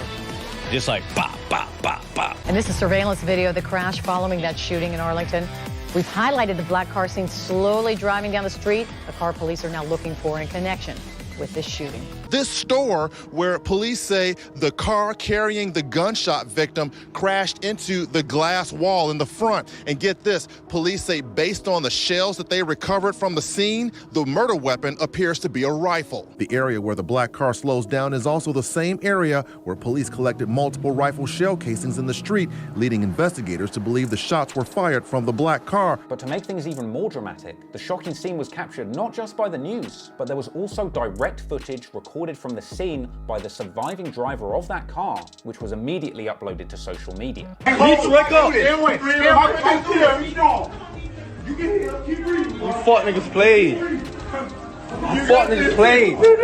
Fuck niggas played. Now that footage was captured by the scene and posted to social media, I assume in a moment of grief-driven mania. And it's unfortunate that it was, because it didn't take long for the opposition to take that footage and start making fun. KSoo reposted that clip with the added caption, "Pussy boys wanna cry now." And after that in August, KSoo goes on to drop his song Been Dead, starting off with a music video where they used VFX to put Lil 9 in the blunt that KSoo pulls out of the microwave and smokes. Yo, I only just realized after recording this reference was actually a response to an earlier diss in a music video by Y&R Mookie where he puts a blunt in the microwave and puts the setting on the timer to 2-3. You know what that's all about. On that song, KSoo also rapped "You Should Have Killed Me at Waycross," a reference to that hotel assassination on Ace in Georgia, confirming that KSoo was there. However, despite the ops piling dirt on Lil 9's name, Foolio wasn't bothered, saying that he gets hurt over Bibby but not Lil 9, even reacting to the crime scene footage himself. Nigga can't diss Bibby because nigga real deal.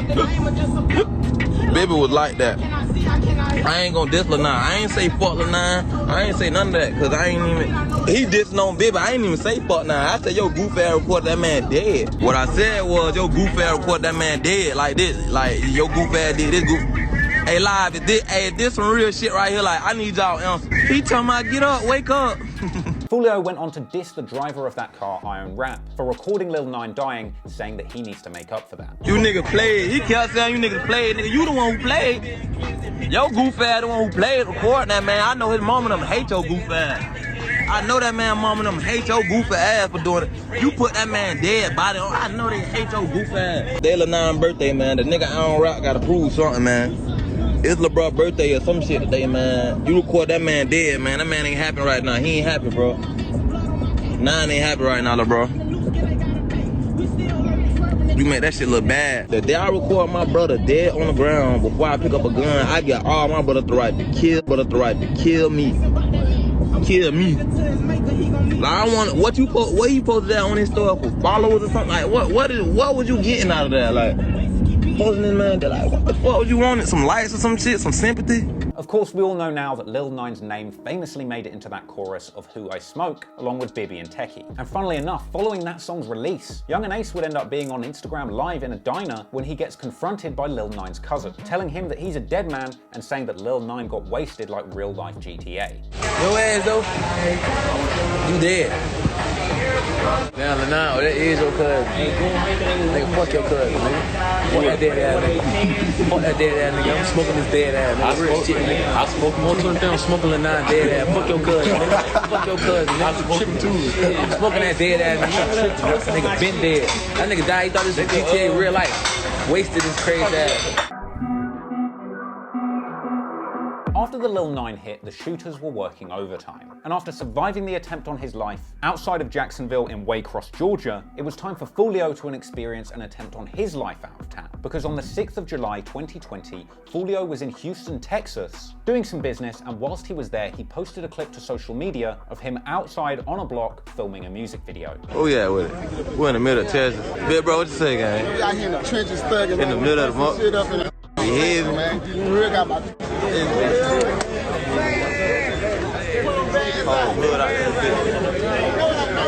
Now, Foolio may have slipped up by posting these pics, because after leaving the shoot, his car was shot up with a bullet supposedly grazing his skull. But Foolio fortunately survived, even going live at the hospital.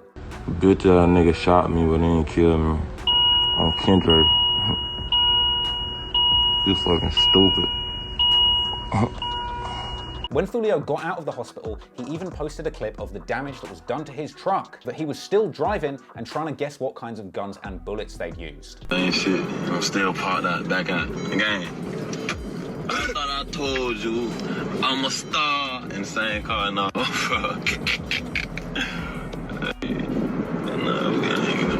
That nigga shooting his last fucking, I bet this was a Sky 9, a Taurus 9 or some shit.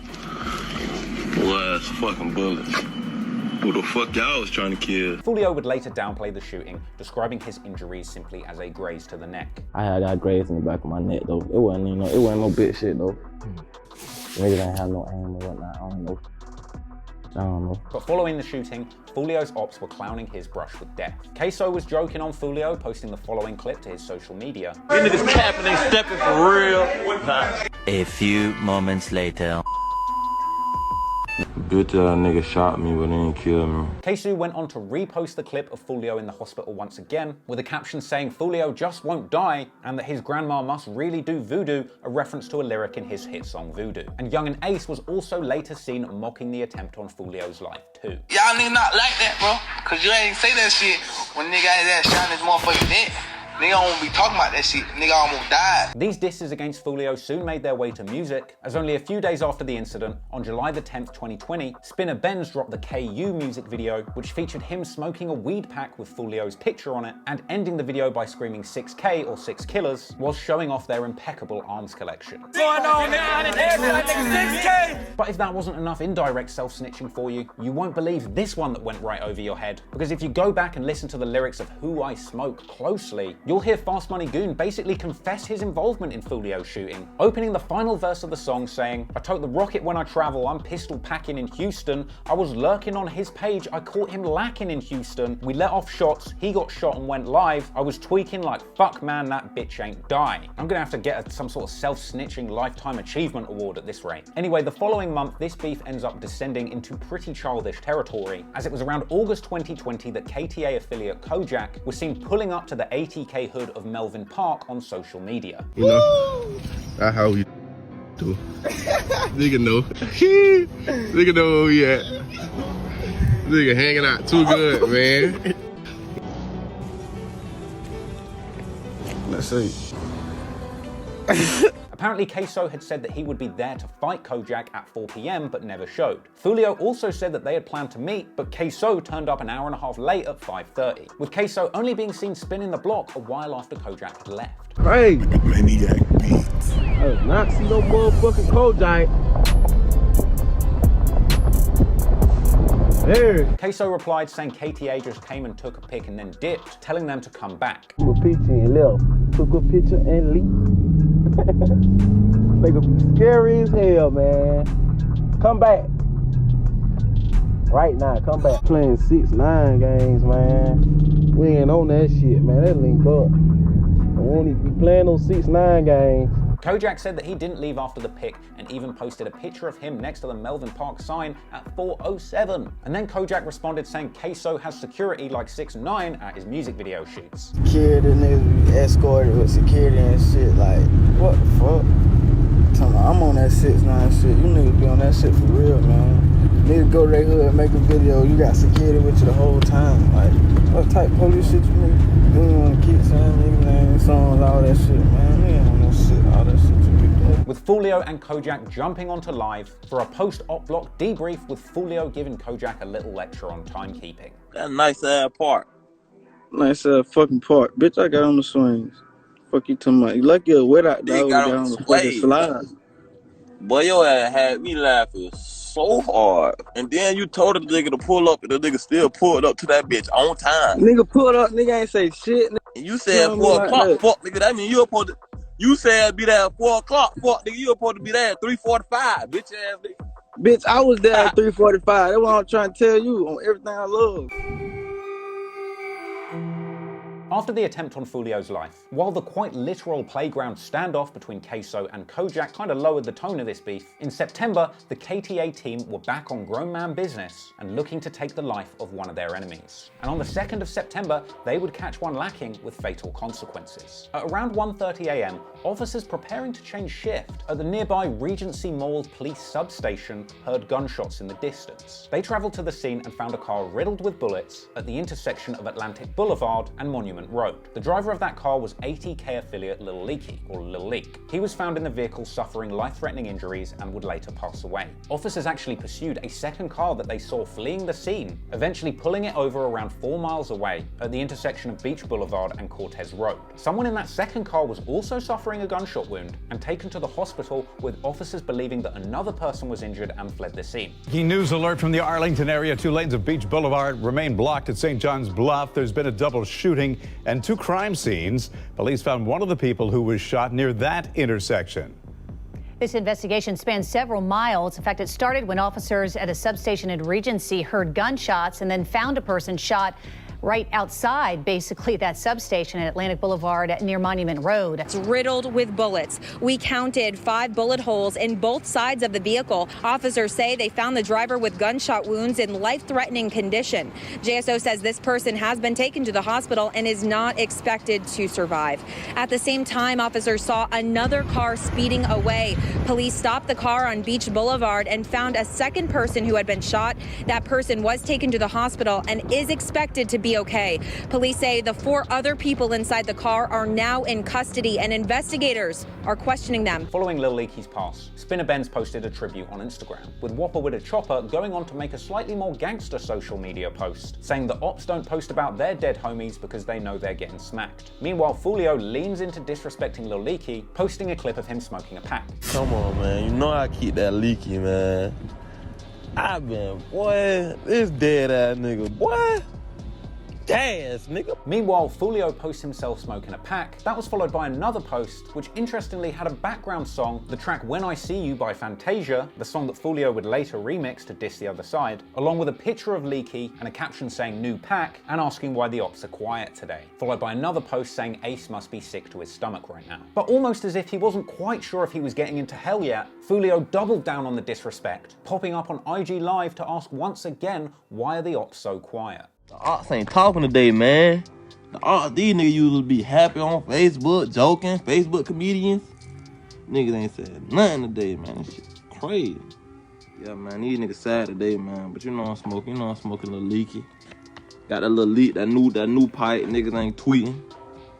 Niggas ain't saying nothing. Them niggas humble now. I'm talking about these usually be the niggas that's on Facebook making 12 statuses a day like these. Boy, they make a whisper today.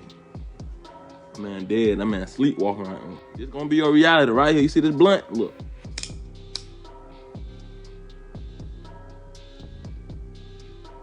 This beat fire your ass up. You was just this, look.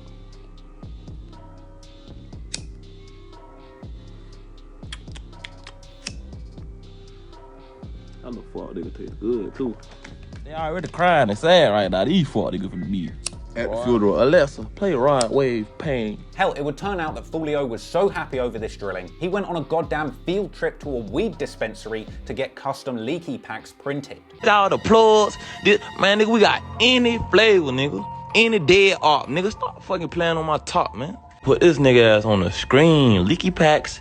Hey, exclusive Leeke packs on the way, man. Real gas. This ain't that fake ass. Niggas coming here and buy turtlenecks. If you claim you a weed smoker, this go for anybody. I'ma need y'all to get these Leeke packs. Fuck niggas real are, man. You know what I'm saying? Real dead nigga back from the dead. His ass came back to life, man. This real are. This ain't no fake ass are neither. Fuck you talking about that little fake shit you niggas had in the past and shit. This a real exclusive dead nigga who woke his ass.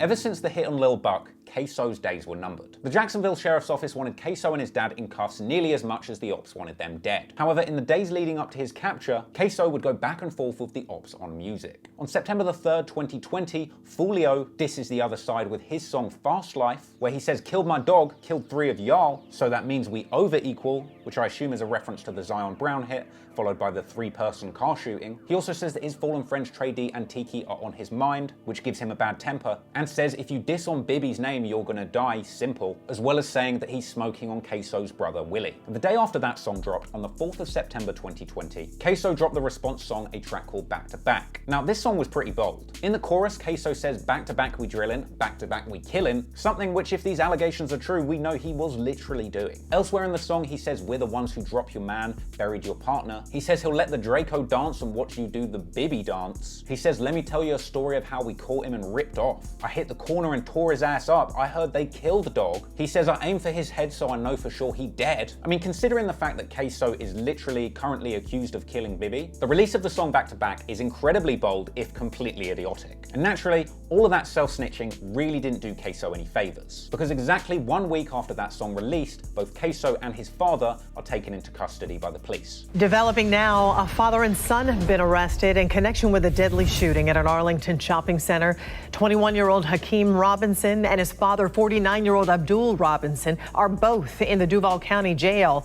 Hakeem Robinson is charged with second-degree murder, and Abdul is charged with accessory after the fact. Now, the next thing I'm about to say is pretty important, because there's a few videos floating around YouTube at the moment that are getting these details dead wrong. So the cops got a big break in the case against KSoo, where they found a snitch, aka a confidential informant, who gave the police key details on the case and KSoo's role within it. Now, remember Dominique Barner, who was accused of being on the Lil Buck hit with KSoo? Well, he gets arrested in February 2020 for home invasion. He later gets charged for second-degree murder for his role in the killing of Lil Buck, and he is then subsequently charged with murder for the killing of Damon Rothermel, who was shot off his bike by a stray bullet in the shootout between ATA and KTA. So Barner is sitting in jail through most of 2020, with KSoo and his dad getting arrested in September. Problem is, a lot of people have incorrectly labeled Dominique Barner as the snitch or confidential informant, and it probably has something to do with this very badly worded report on the news breaking down the case against KSoo. So many aspects of this, Mary, I've been going through all day and starting to piece things together. You have a variety of suspects, a variety of victims, different links for different cases, but you start to see that web you described between all these homicides. And I want to talk to you about one thing that happened here. Police were able to make their case against Robinson because of a confidential informant. Now, if I was this news reporter, I would be very scared. In fact, this guy's lucky he hasn't already caught a stray, because he points at a picture of Dominique Barner's face when he says confidential informant. This is the moment he fucked up, because as a result, a lot of people on the internet think Dominique Barner is the confidential informant as a result of this clip. That is not correct. And just in case this news reporter doesn't know it, naming somebody in the streets as a snitch who is not can be deadly, for them and for you. But if you read between the lines, you will actually understand that another person, an unnamed confidential informant, i.e. snitch, whose identity is confidential so we don't know who it is, don't be pointing at somebody's face when you say confidential informant, unless it's mine. So this anonymous snitch who we don't know basically wore a wire and recorded a conversation with Dominique Barner. Now this was likely a conversation in confidence, with Barner having no idea that he was being recorded. And in this call that he was having in confidence, Barner revealed details about the murder that were recorded on this wire.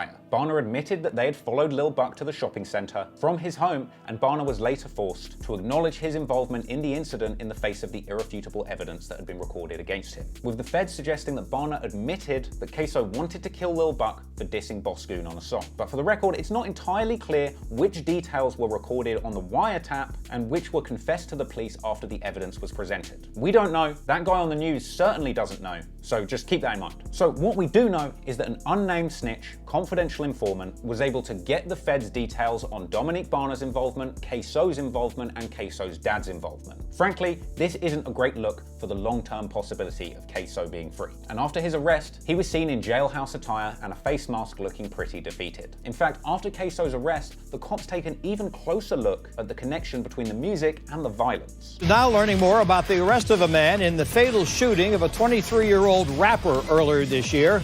And this arrest is starting to expose a tangled web of gang-related murders here in Jacksonville over the past 2 years. In fact, except for that one guy who wrongly labeled Dominique Barner as the confidential informant, the news actually went on to do a summary of the KSoo case that was so good, they might as well have opened up a Jacksonville branch of Trap Law Inc. January 16th, 2019, rapper Willie Addison is killed. 5 others wounded in Spring Park. The victims had just left a rap music event at Paradise Gentlemen's Club on Bay Meadows Road. Then, around 2 weeks later, Damon Rothermel is shot and killed riding his bicycle on Emerson Street, hit by a stray bullet from a shootout between cars. Fast forward a year to this past January, 23-year-old Charles McCormick is shot and killed in Arlington. On Robinson's Instagram, there was a story posted of a child singing a song entitled KSoo Homicide by rapper Young Ace, a local rapper who has made headlines before. The video was posted after the murder of Charles McCormick. Also another story, which depicted Hakeem Robinson at a nail salon receiving a pedicure with the caption, "Kill a N-word, then go get my toes done." Hakeem Robinson is charged in the McCormick killing. Brought up a story involving him last year where there was an album released that by him, and the screen grab on the image of the album showed different homicide victims in the area. Now clearly KSoo wasn't the only shooter in ATK, because just over a month after his arrest came possibly the most devastating loss to the KTA side in this entire beef. On November the 19th and 20th, there are back-to-back shootings at the Hilltop Village apartments. That's where Foolio's from, and that's where Bibby was killed. Now some of the details about the incidents that went down over these couple of days are a little bit unclear, but what we do know is that over the course of these nights of violence, 2 of Foolio's close friends would lose their lives, Spazz2x and Rod K, with numerous people going on to drop lyrics that seem to suggest that Rod K was actually attempting to avenge Spazz when he was gunned down. However, for the record, this version of events has been disputed, in an unverified Reddit comment purporting to be from Rod K's brother, suggesting that he was just out buying blunts when he got shot. In response to this, Young and Ace posted a screenshot from Foolio's upcoming music video with a caption saying, "This video's got 2 dead people in it and it's only been 4 days," with Ace going on to diss Foolio's losses even further in a post on social media. Since the mom sent their ass back the same way, back in the box, come out. Gotta check the scope. Nigga need to check the scope. Foolio downplayed the loss of his friends in an IG post, saying, "It ain't getting to me because nothing can get to me, because that's what the streets owe us. The world gon' keep going. I'm really disappointed, but I'ma keep focused." But the ATK guys weren't letting up and continued mocking Foolio, with Whopper disrespecting him heavily on the story. The ops got the audacity to say that they up. Yeah, y'all ass up in the motherfucking sky. That's the only place your ass up at too. And Ace himself going live to do what seemed to be a feature-length self-snitching session. Congratulations, bitch. God, clap, bite. Everyone who said so. For everything that said something, nigga know I do this to their ass. You're in the dead, you said 4.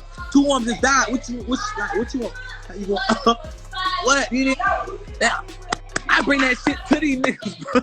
I've been so distracted by these bodies, I don't even know the score no more, bro. This shit crazy, bro. Hold on. Fuck them niggas up in the apartments. I won't say their name, but I white talk that boy. There's not no play shit. These niggas really dead and they're not coming back, bro. I fuck these niggas from them apartments. I won't say that nigga's name, but I white chalk them. I need to get off live because I might fuck around and say some shit that I ain't supposed to say.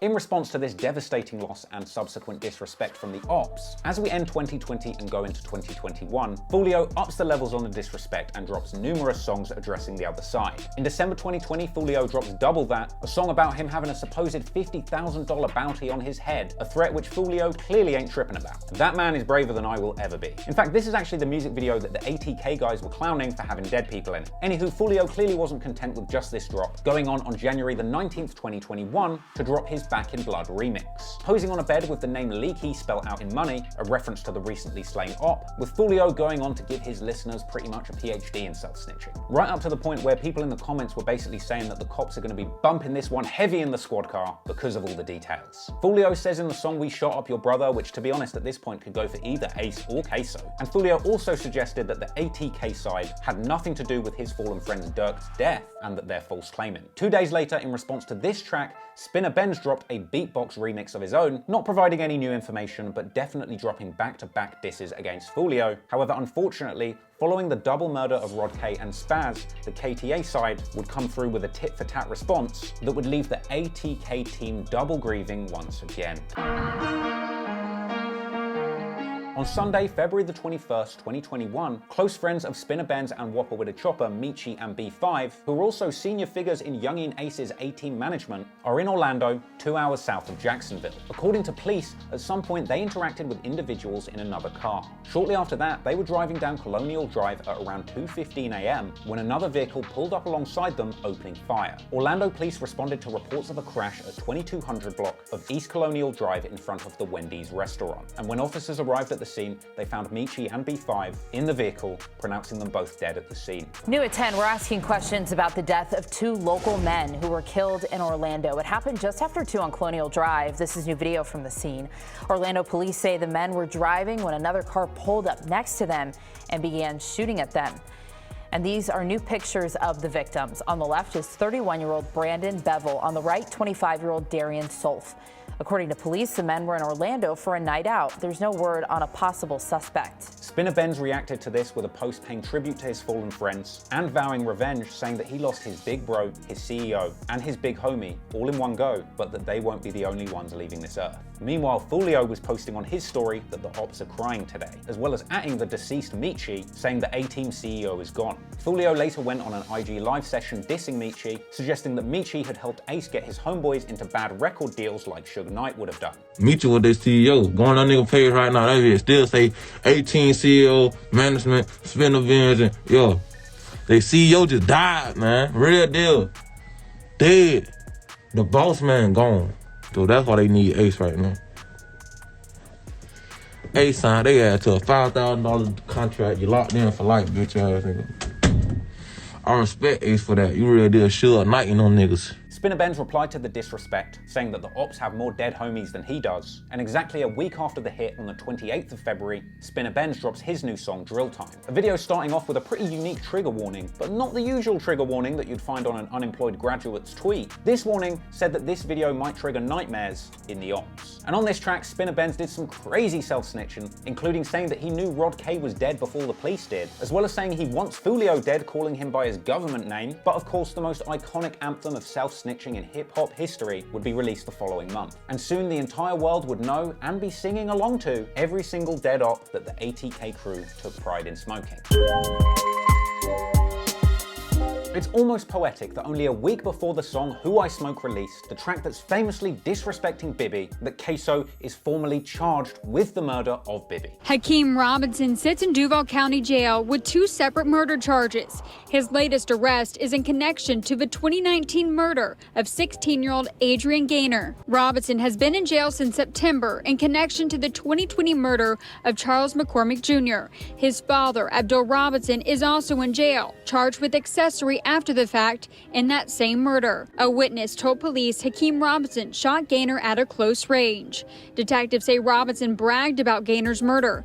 Gaynor's nickname was Bibby. His mother says Robinson named an album after her son called Bibby Out. His picture is on the album cover. Hakeem Robinson has already been here in Duval County Jail, serving time for a different murder in 2020.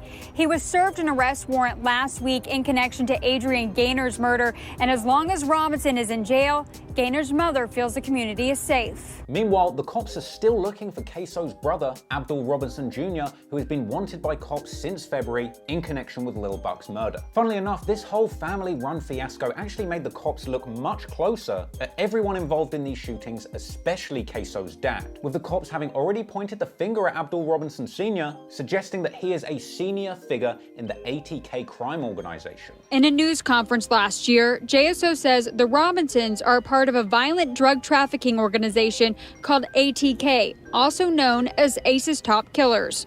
Police say the group consists of 9 people. Abdul Robinson is the leader.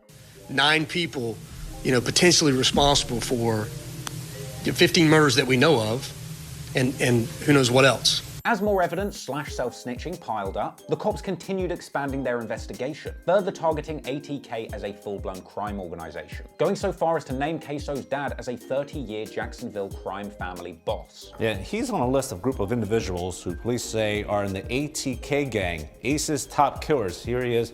Right here, there is the picture. JSoo says Abdul Robinson ran a crime family centered around drugs for decades. There's many names for ATK. Ace's Top Killers is one, but it's led by a man named Abdul Robinson, who's been a central crime figure in Jacksonville for probably the last 30 years plus. He added the pair, along with several others, could be connected to numerous unsolved murders in the city. In fact, ever since this info has come to light, throwback footage of KSoo's dad running in the streets of Jacksonville has even emerged and begun circulating on YouTube. Anywho, with KSoo and his family sat in jail royally fucked, the feud between ATK and KTA would continue. In the streets, on songs, and weirdly, on Clubhouse. Because only 2 days before Who I Smoke released, on the 26th of March 2021, Ace and Foolio end up talking to each other directly in the same room on Clubhouse, with them apparently being joined by surviving members on both sides of the beef, including Zion Brown's sister, who ATK tried to kill twice. And this led to a pretty bizarre conversation that most fans of Jacksonville rap would have never imagined would happen. At one point, Foolio basically retells the story of a fight that he had with ATK's Lil Popper at a Jacksonville mall back in 2018, with Foolio arguing to Ace that he was fighting with Popper much longer than the video shows. I watched you agree, but that shit. But no, you didn't. You probably saw a little pussy-ass YouTube video. That shit went shit.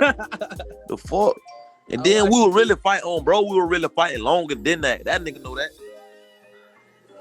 Like, I fought that man. We were fighting for at least 30 seconds to a minute. That's a long ass time. People don't know. Also in the call was apparently Lil Nine's brother, 23K, who was going off on Ace any opportunity that he had. Hey, Bit Nine, you think I don't know how to fight, Bit Nine? You don't know how to fight. Hey, bro, I would knock your shit out, bro. I would beat the fuck out of you. Huh? Bit Nine. Y'all gonna get y'all ass shot. Hey, you gonna do that though, Foolio? Do what? Shot dead in y'all face. You said I did what? TK. What? Oh, man, listen, but that's my brother for real, man. Hey, Bit Nine. Bro, what? Green ass nigga? Don't yell at me. Yeah, hey, I know what type of nigga y'all live too. I swear to God, boy. Boy, you niggas funny. Bit Nine, hold on. Bit Nine. Stop yelling at me, bro. Real shit, bro. Nah, you gonna get sent up there. Oh, we thirsty, huh, Foolio? You better stop yelling at me, boy. You gonna get sent up there. No, you better stop yelling at me. I'll make you yell for your mom, boy. Send a nigga to meet that fucking man. What man? You want to find out? Yeah. That's not the same thing. I fuck with you, Bit Nine. I ain't gonna lie, bro. Yes, it is, bro.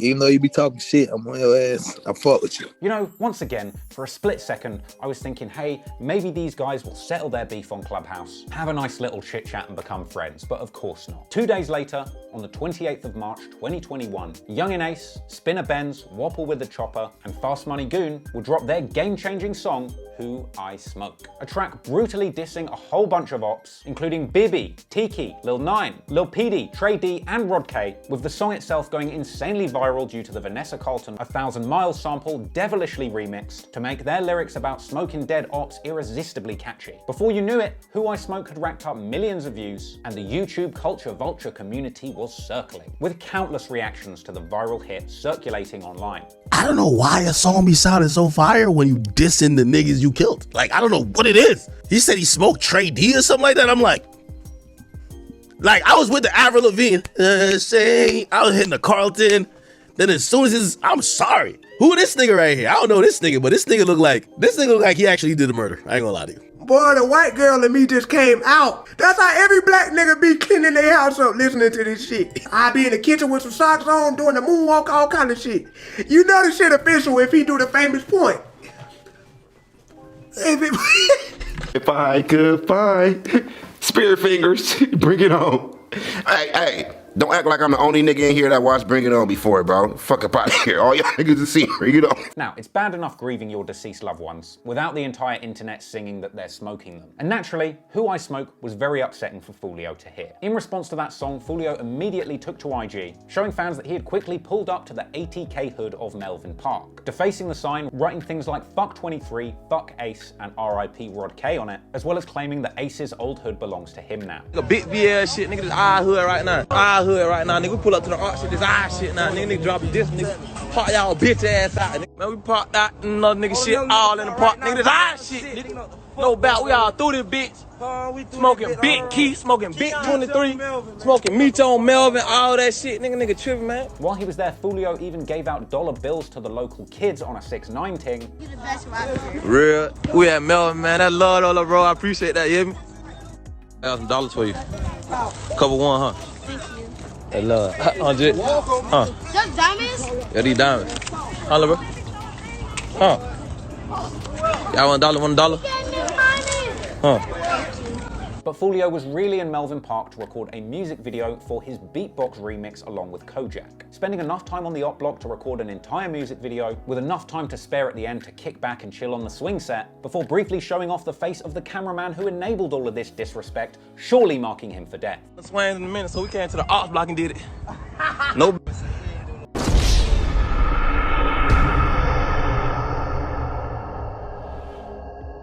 Hey, we ain't do that shit in a minute. We came to the ops block and did it. Nigga, we out there bitch litty in the city. Foolio and Kojak dropped their beatbox remix song a few days later, and the comments for that video were pretty hilarious. Some were saying that this video is the perfect evidence for the cops. Others imagined parents coming back to find their kids and witnessing these nutters playing in the park, while others pointed out that Foolio references the names of so many dead ops in this song that it sounds like he's taken a classroom attendance. And I tell you what, he really did name a lot of people. I won't waste my time listing all of them, but they basically diss everybody that we've mentioned has been killed from the ATK side, as well as a few other names that I didn't even recognize. And Foolio would later say in a live that he had only mentioned around 15% of the names that he could have mentioned. If we doing the whole 100%, that was like 15% of dead niggas' names I said. Only 15. But that wasn't enough get back for Foolio while the whole world was still out there singing that they were smoking on Bibby. So Foolio would go on to make his own remix of Who I Smoke, dissing the usual dead ops, and saying that he was in their hood the same night, referring to going to film that beatbox video in Melvin Park. I heard who I smoke, I was in their hood the same night. But that wouldn't be enough either, oh no. Soon, Foolio took to live once again to diss Ace, recounting details from the scene of that original quadruple shooting. 4 niggas hit up, 3 died. Like, that's some movie. That ain't no movie shit, y'all. Like, that's some movie shit, bro. This man head landing Ace loud. And Ace talking all that shit, talking about nobody never played with him. Boy, your blood brother died, boy. Stop playing like this, boy. Your blood brother died, boy. Quan dead, boy. I always remember, boy, your mama's son died, boy. Your mama's son died, boy. Stop playing, boy. Your best friend here was laid in your lap, crying for help. Fuck, nigga. Foolio then went on to list all of the dead people he is smoking on once again, and forget the classroom roll call, because this time Foolio called out more names than the goddamn credits of Saving Private Ryan. Meechy, Leeke, Shug, Agafool, Corbin, Spazz, motherfucking Prosper, Tay, Desi, J5, Big Baby, 23, 4 times, 2 times, Ralo, motherfucking Eldridge, motherfucking Linford, motherfucking hey man, Bando, man, I smoke a lot of dead niggas, man. Them niggas keep me going, man. Real shit, I wake up, them niggas keep me going, man. Hey, it's so many of them niggas, sometimes I swear to God, no funny shit, I be forgetting some of them niggas dead. Quan, and I ain't talking about Quan, I'm talking about the other Quan, then Quan. I ain't so many dead ass niggas. Keys, know what I'm saying? Keys. No niggas smoking Keys. Dick Meechy, 5, J5. I'm smoking J5 and the other nigga 5 who got smacked with Meechy. I'm smoking 2 5s. After Foolio posted that, the detectives probably got to go home early. But the disrespect was far from done, because in April, clips begun to circulate seemingly depicting Foolio at a grave site, which some originally thought belonged to Ace's fallen brothers, but in his defense, Foolio later revealed that this was just a random cemetery. They said I went too far because I went to a graveyard, right? I want to say some shit, but nah, I wasn't at nobody's graveyard. I wasn't at none of my ops' graveyard graves, like, none of that shit, man.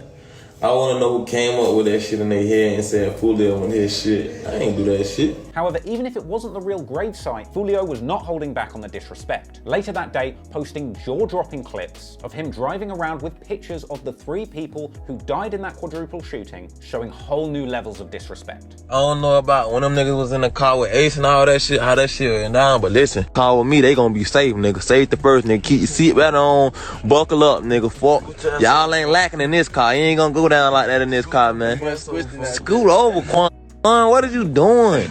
The fuck 23 hold, man. Come on, man. We going, y'all being some badass kids, man. Come on, man. Now this turns out this was all for the song and music video for When I See You, the direct response to Who I Smoke. Released on the 23rd of April 2021, When I See You is so disrespectful that unlike Who I Smoke, which credited the song's producer and video's director, I assume, marking them both for certain death, When I See You has absolutely no credits. This thing is so disrespectful that understandably nobody wants to be affiliated with it as producer, director, runner, fluffer. There's one guy holding up the picture of the 3 murdered friends, and even he's got the good sense to keep his face covered. Hell, whatever print shop made that A2 poster for Foolio probably got spun the next day too. In the track, Foolio disses numerous dead ops, but with a particularly harsh focus on Ace's blood brother Quan and 23 who were killed in that car shooting with Ace. With Foolio ending the song with a fitting response to everybody out there who was still singing Who I Smoke, Bibby, with Foolio reminding everybody Ralo died with his heat for speaking on Bibby. When I See You blew up with the same energy of Who I Smoke, getting around 2 million views in 2 days and continuing to rack up millions of views as we speak. In fact, the video was doing so well, Foolio even went on live to flex his YouTube analytics, showing that this song was his biggest 48-hour debut on the platform. This notification part right here say nice, more regular views are engaging with this video, helping it increase its reach. Then they sent me another notification, they sent me this. Shit, that video did so well, I'm surprised YouTube didn't send Foolio that coveted message. Wow, the ops are clicking on this video and watching it longer than usual. You should reflect on which op packs get the best engagement when smoked so that you can more effectively diss the dead for clout. After all of the disrespect for the dead on both sides of this beef, especially on the song Who I Smoke, it's unsurprising that When I See You got a strong response. And Foolio actually went live after When I See You dropped to defend himself against a growing backlash that suggested that his response to Who I Smoke had gone a little too far. But now I do what I do. Now I go too far. Now I'm going too far. How? Nigga was just shaking their ass and who they smoke, that and that. With my little brother name now. Not go niggas, everybody mad. Everybody got frown faces. Oh, he going too far. He went too far. He went too far. He got a poster printed up, man. So go fuck. What? Y'all niggas some hoes, man. Rest up, man. Hey, listen, rest up Rod K, man. Rest up Bibby, man. Rest up Trey. Rest up. Nigga was just this, now my dog, not my turn, not even fuck niggas, man. He riding away, he fuck, and he can't get them niggas back. Any fuck niggas went to a funeral lab, pussy ass niggas. He was dishing on me. Now I'm smoking 23. Today, police said DeAndre Thomas was the shooter. They charged him with murder. 2 guilty verdicts were read, one for Henry Hayes and one for Kwame Richardson, who were tried separately. Finally, her family has the answers they've been looking for. Police arresting 21-year-old Roland Ball Jr. for murder. 21-year-old Hakeem Robinson and his father, 49-year-old Abdul Robinson, are both in the Duval County Jail. In the past 2 weeks, 6 people have been arrested linked to at least one of the killings. I can't lie. Who I Smoke is a catchy-ass song. So is When I See You. And look, if you've watched one of my videos on gang beefs before, you know I have a habit of ending these things by saying, oh, I just hope these guys can focus on music, stop beefing, and leave the violence in the streets. But realistically, when you look at this story, so much has gone down on both sides. Brothers killed, mothers and fathers shot in their own homes, children as young as 2 years old being shot and killed in the crossfire. It would be naive to think for even a second that there is going to be some kind of positive outcome or resolution to this feud. There's nothing I could ever say to Ace or Foolio or anyone else involved that would make them see things differently. And as moving as his music is, Young and Ace could never make a song that will make me truly understand the pain of losing your 3 brothers in front of your very eyes. And I know some people will watch this video and accuse me of leeching off of a bad situation and a tragedy by making content out of it. But the reality is, there's very little any of our words can do to calm the tensions of these 2 groups of warring men. Too much blood has been shed on both sides to think that there would ever be any kind of amicable resolution. The next best thing I think that we can do is just take a step back and take a mature look at this situation, to try and understand why everyone involved in this story was driven to act so viciously, so that the next generation of young men coming up in a place like Jacksonville or any city that's dangerous and disadvantaged can know the real consequences of being involved in this life. Perhaps there's some young people out there who really don't have the guidance in their life to tell them that recording a song or a social media clip saying that you're smoking a dead person or that you're going to smoke somebody could lead to your life being cut short early. Because despite being a catchy viral hit, the song Who I Smoke is really just about tragedy after tragedy. And all the peoples whose names that they're singing they smoked are real people with real families who miss them. This beef is particularly heartless. In fact, something I was taken aback by whilst I was researching this story was just how many of the people involved make reference to video games. I've heard numerous people joking in this beef that the ops lost a Fortnite battle, that they're getting kills like it's Warzone, or that somebody got wasted like it's GTA. That might sound like a funny diss in the moment, but some of these kids are really treating their lives like a video game. And I'm not trying to be funny when I say that when they get killed, they don't respawn. When they get arrested, they don't walk out of the police station $500 lighter and with none of the weapons they came in with. The mothers and fathers of the men who died in this deadly gang war are still grieving every day. Whether it's KSoo putting a picture of him smoking the dead ops on his album cover, or the ATK boys dressing up in golf clothes and singing the names of who they smoke over a funny beat. This shit has got to stop. So I hope you found this video and this story interesting, but more importantly, I hope it's given you a better understanding of the reality behind some of the words in these songs. And in future, maybe think twice before you say you're smoking on Bibby, or Tuka, or Duck, and spare a thought for the brothers, sisters, the mothers, or even the children of the people you're saying that you're smoking in these songs. Because I know for a fact, you won't want somebody saying that they're smoking you or one of your loved ones. Thanks so much for listening. I really appreciate your time. And until next time, peace out.